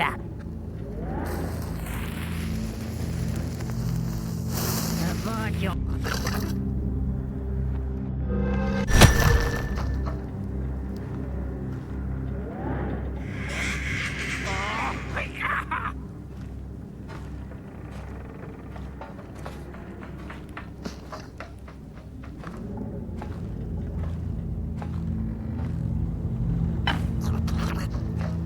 Birds of the dark. What are you tinkering with?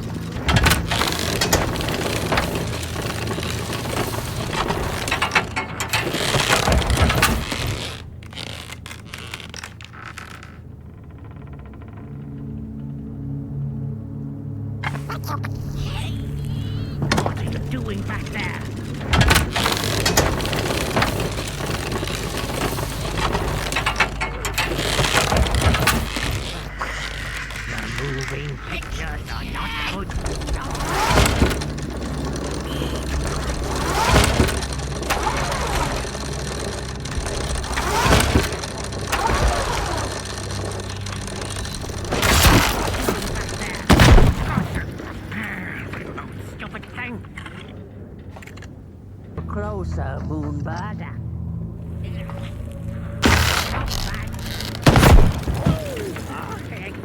Wait, come on.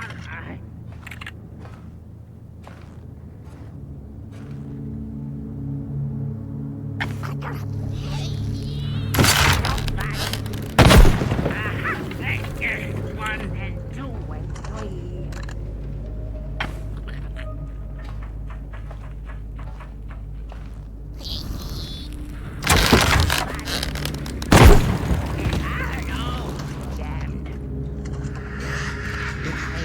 Liar, eyes on fire.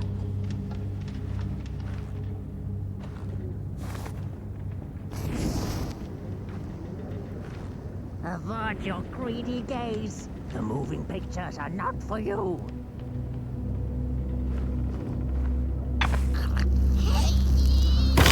Who is up there?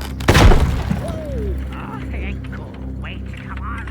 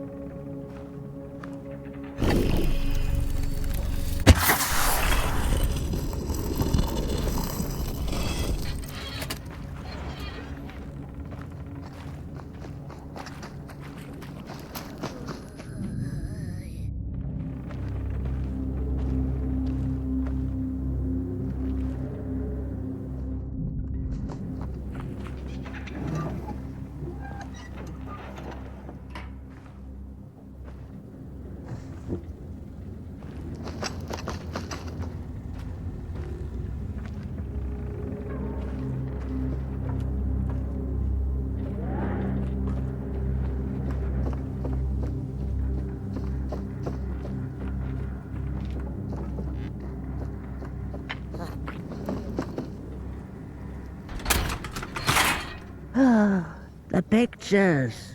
They're moving again. Forbidden. It is forbidden. It is forbidden. Hush, son. No talking in the theater, fools.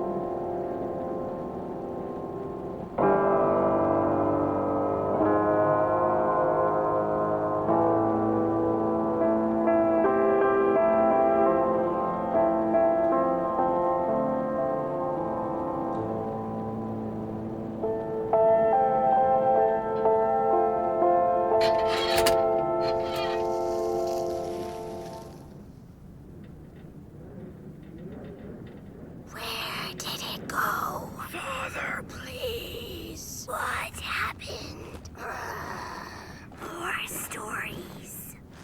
Stories. How I cherish them. Real as clay, as palpable as the midnight air. All we have left once the dark has taken the last campfire from us. The projectors tell a story of failure. The craftsman projects it onto his creations. He keeps building without love for his craft. He needs to see it. Well, yours might not be a movie I would watch, but a story is a story.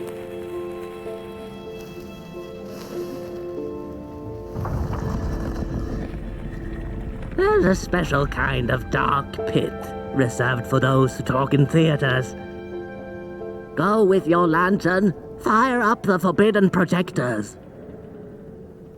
Keep lighting the fuse, Burnt One. End the story so yours can go on.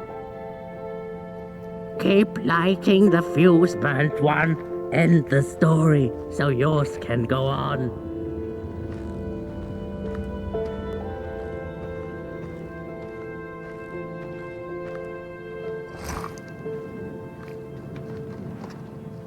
The potter, stuck in the sinking clay in which he had dug so greedily, spoke his final verse. Here was I born, and here I lived. My refuge was the clay, and now the clay has played me false in a most grievous way.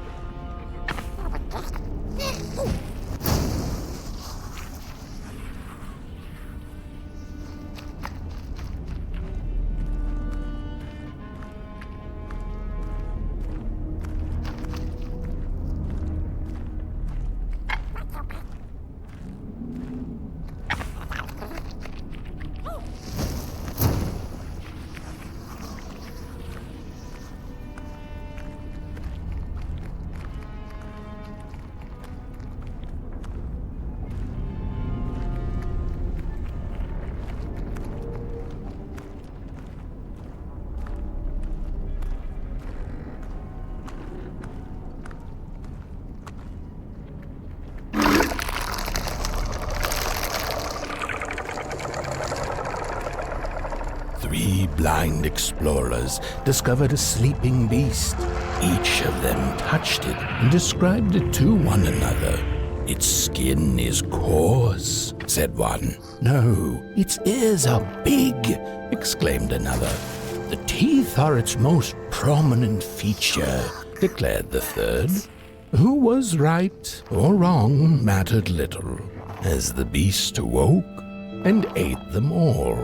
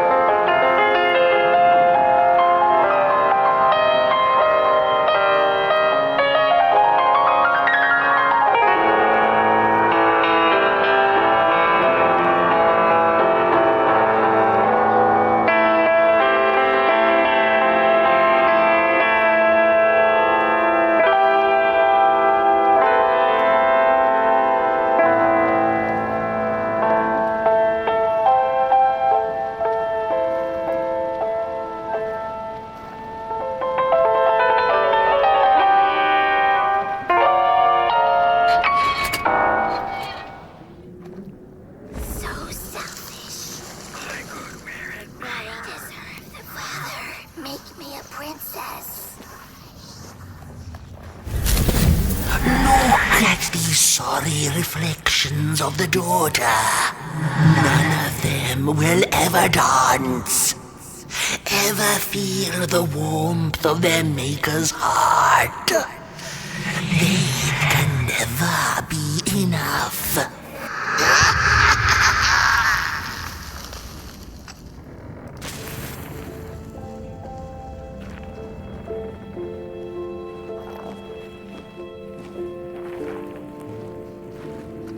After years of searching for her son, the weaver was convinced she had lost him to the dark.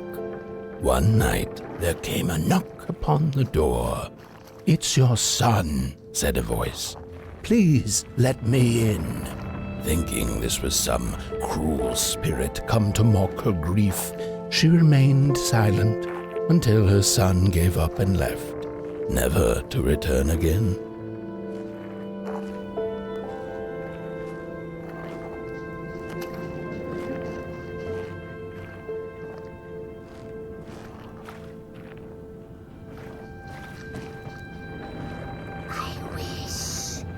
I don't know. Sister, come back.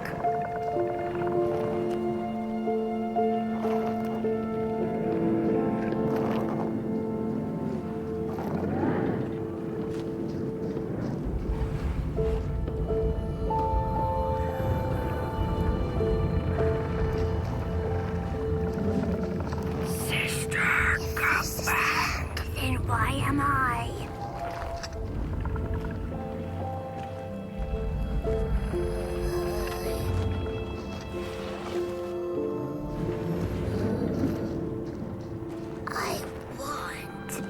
I want.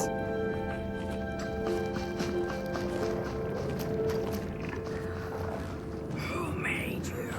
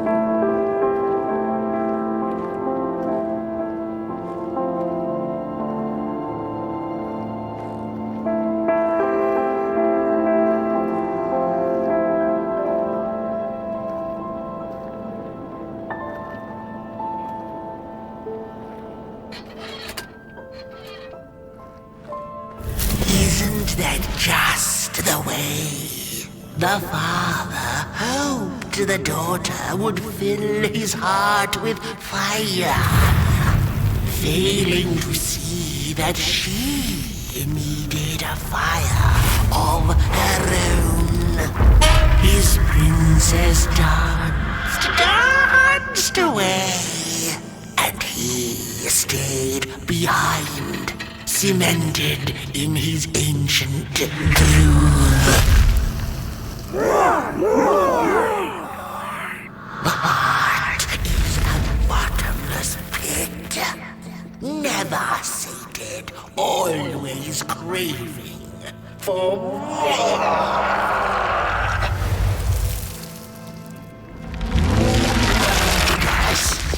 Enough! Keep on walking the midnight walking. Don't run all the way to your inferno. She will be there to gobble up the embers.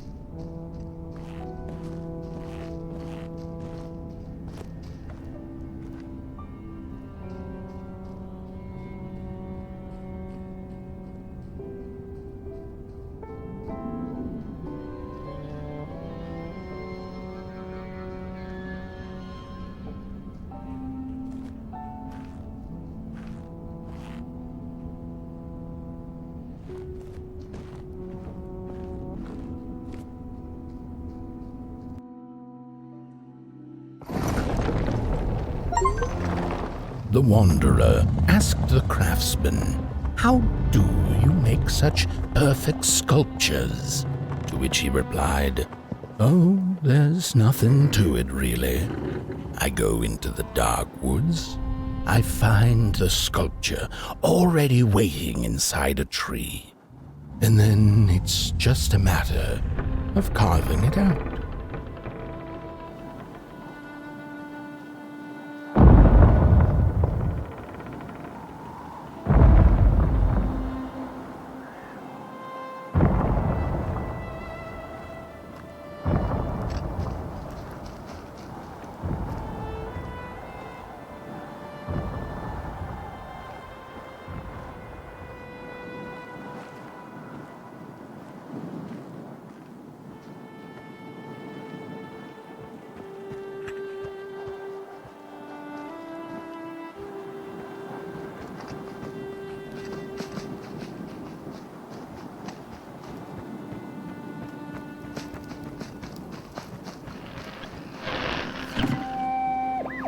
When I was a child, I exchanged letters with a monster in the woods.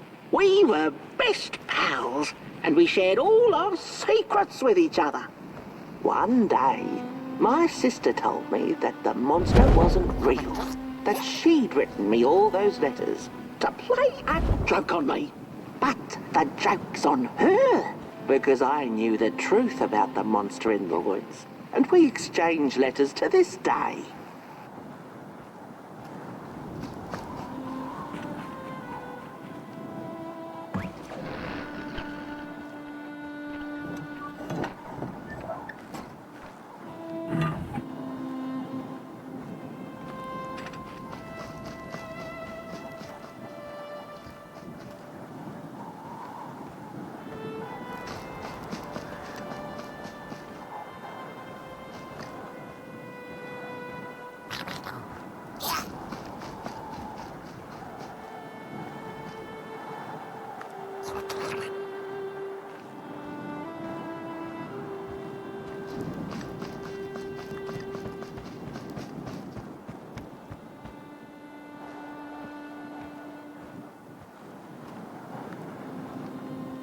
Hark!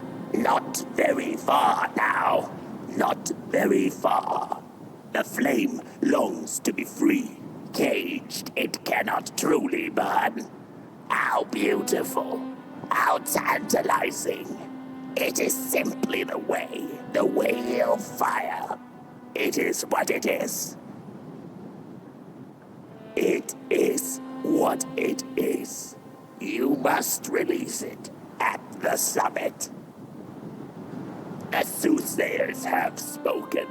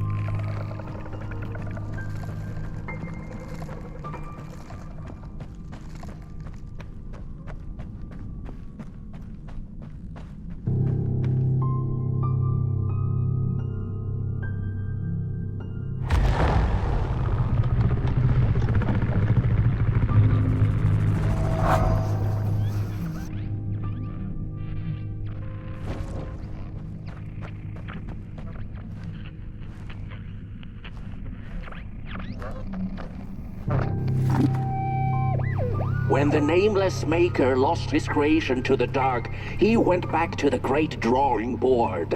In his desperation to regain control, he made an attempt to sculpt the face of the dark itself, something he thought he'd glimpsed in his nightmares. But the face wormed itself out of his mind's eye, and instead his twisted sculptures came alive, grinning and many-legged. Thus, the grinners escaped and seeped into this world as a reminder to the maker that there is always something to smile about, even when things don't go the way you hoped.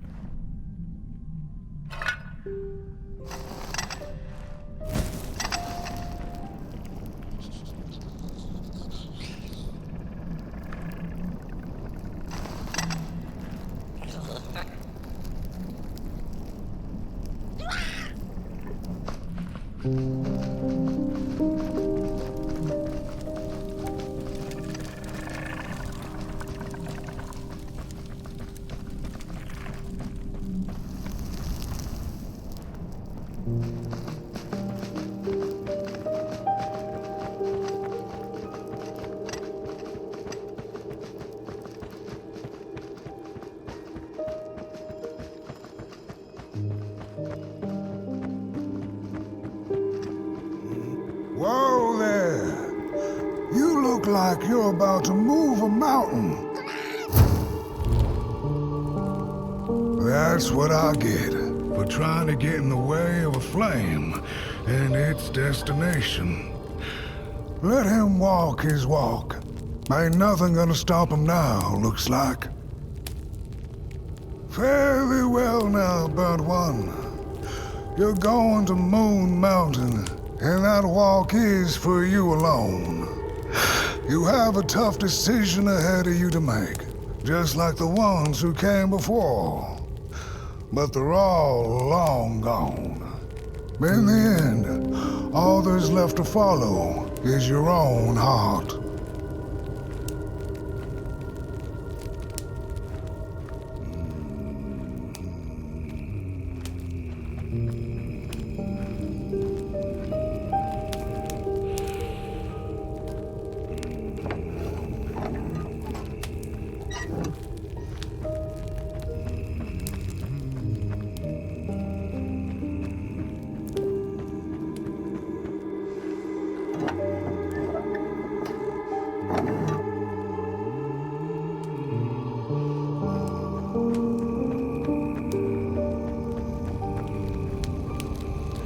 Hurry now. Go catch up with your little spark before the dark does.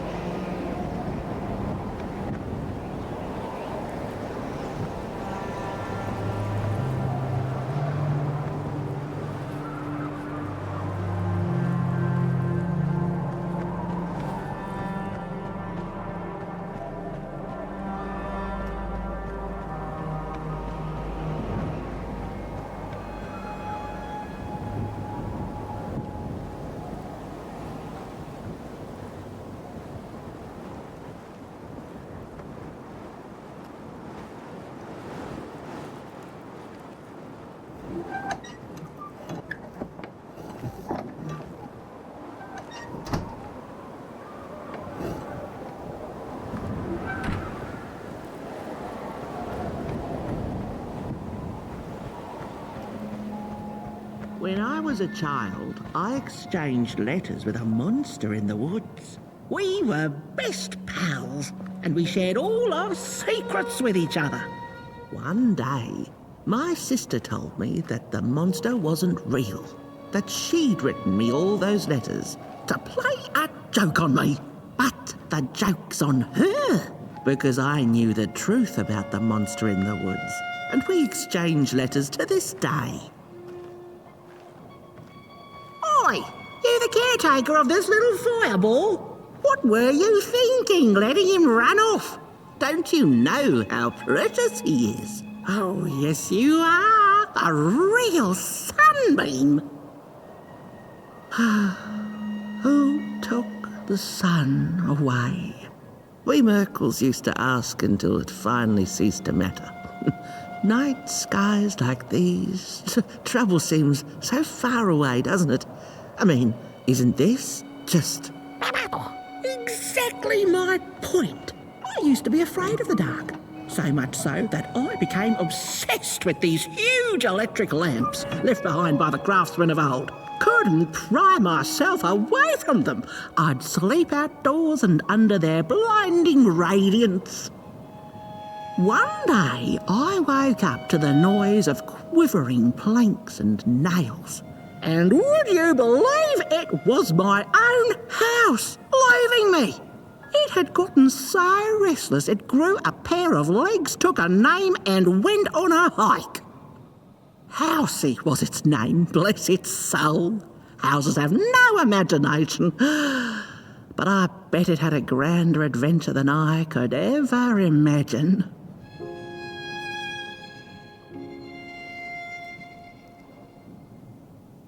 This little flame is your home, Burnt One.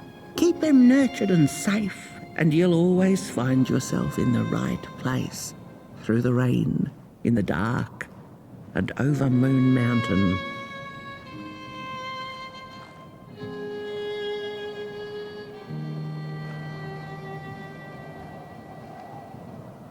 Look at those stars burning like so many candle lights.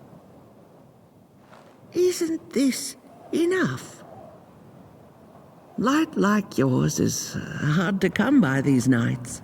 Some long for it so hard that they go looking for it in the wrong places.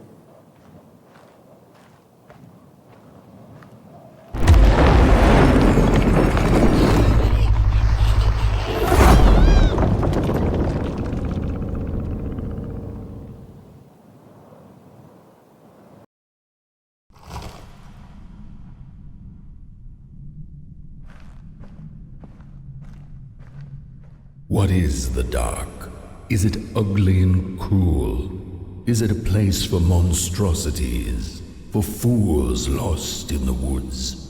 A terrible void where all your nightmares come true.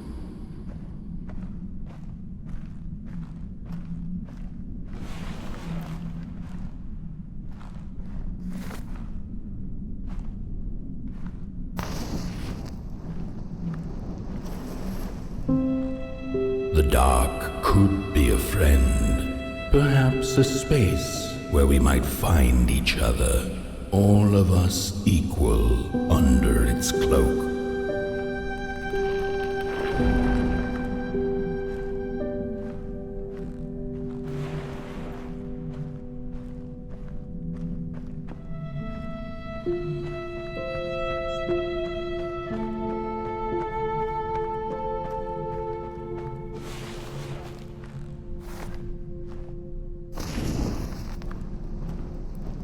The dark could be an embrace and the release of the old, like taking off a tight shoe, laying bare one's feet, and taking a first step onto a new adventure.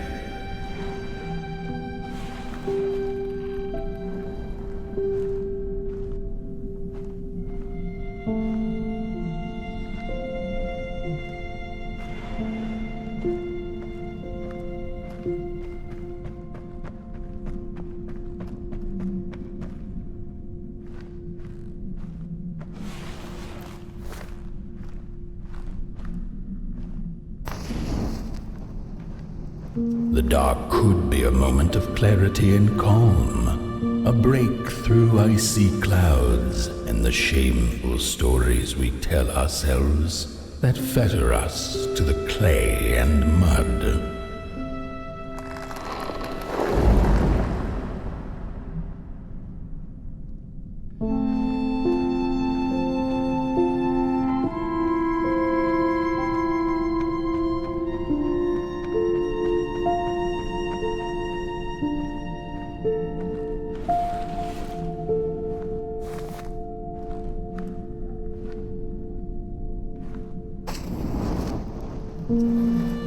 The dark could be the space and time that we need to recover from the death of a dream and the quiet promise of new beginnings waiting on the other side of grief.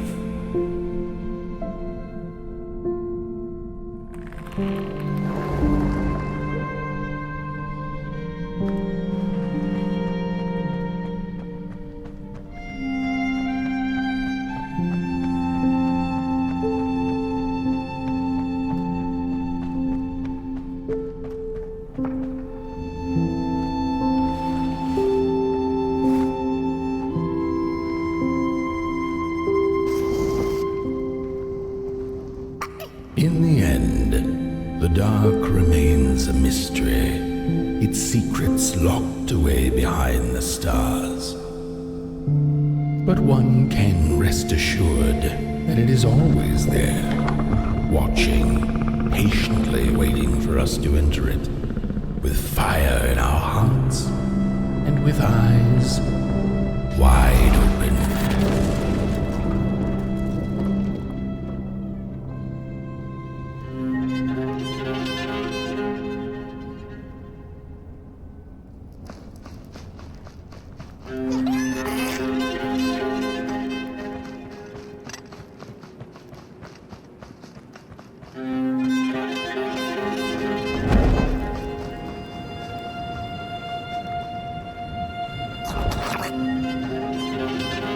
You've arrived. Hark! Your fire is dying, but the last embers will light the final fireplace and send your potboy home. Can you do what you must? Naturally, you must. It is destined, and you will be loved and forgotten. The soothsayers have spoken the last words. It has been an honor to watch your journey to the work table's edge. Now go and burn.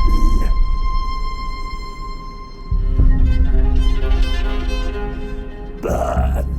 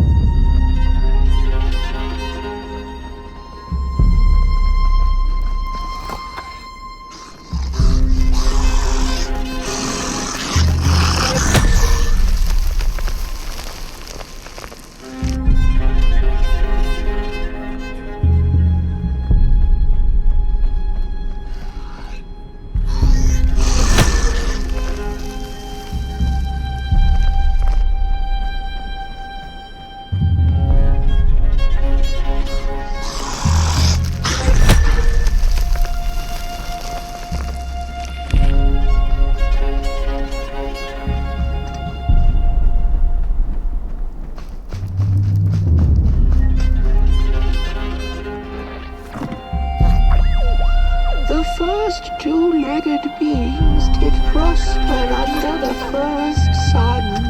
But it didn't matter how much they bathed in its light. They craved more. They sought to cage the sun, harness its power, and make it theirs. But the makers in their foresight had put the sun far, far away. so far that no creature could reach it.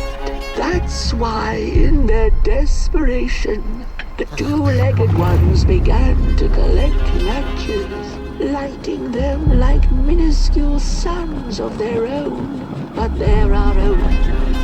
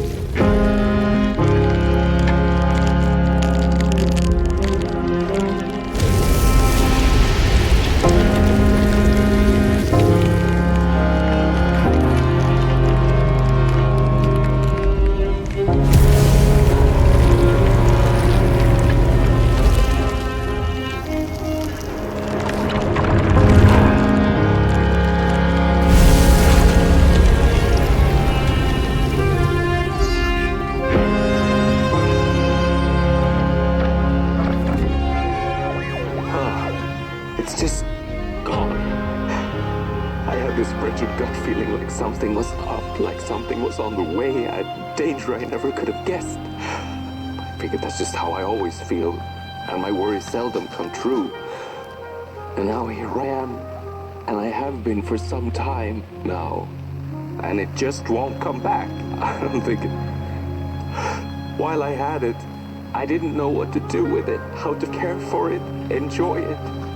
But if I had it again tonight, I'd probably waste it all over again.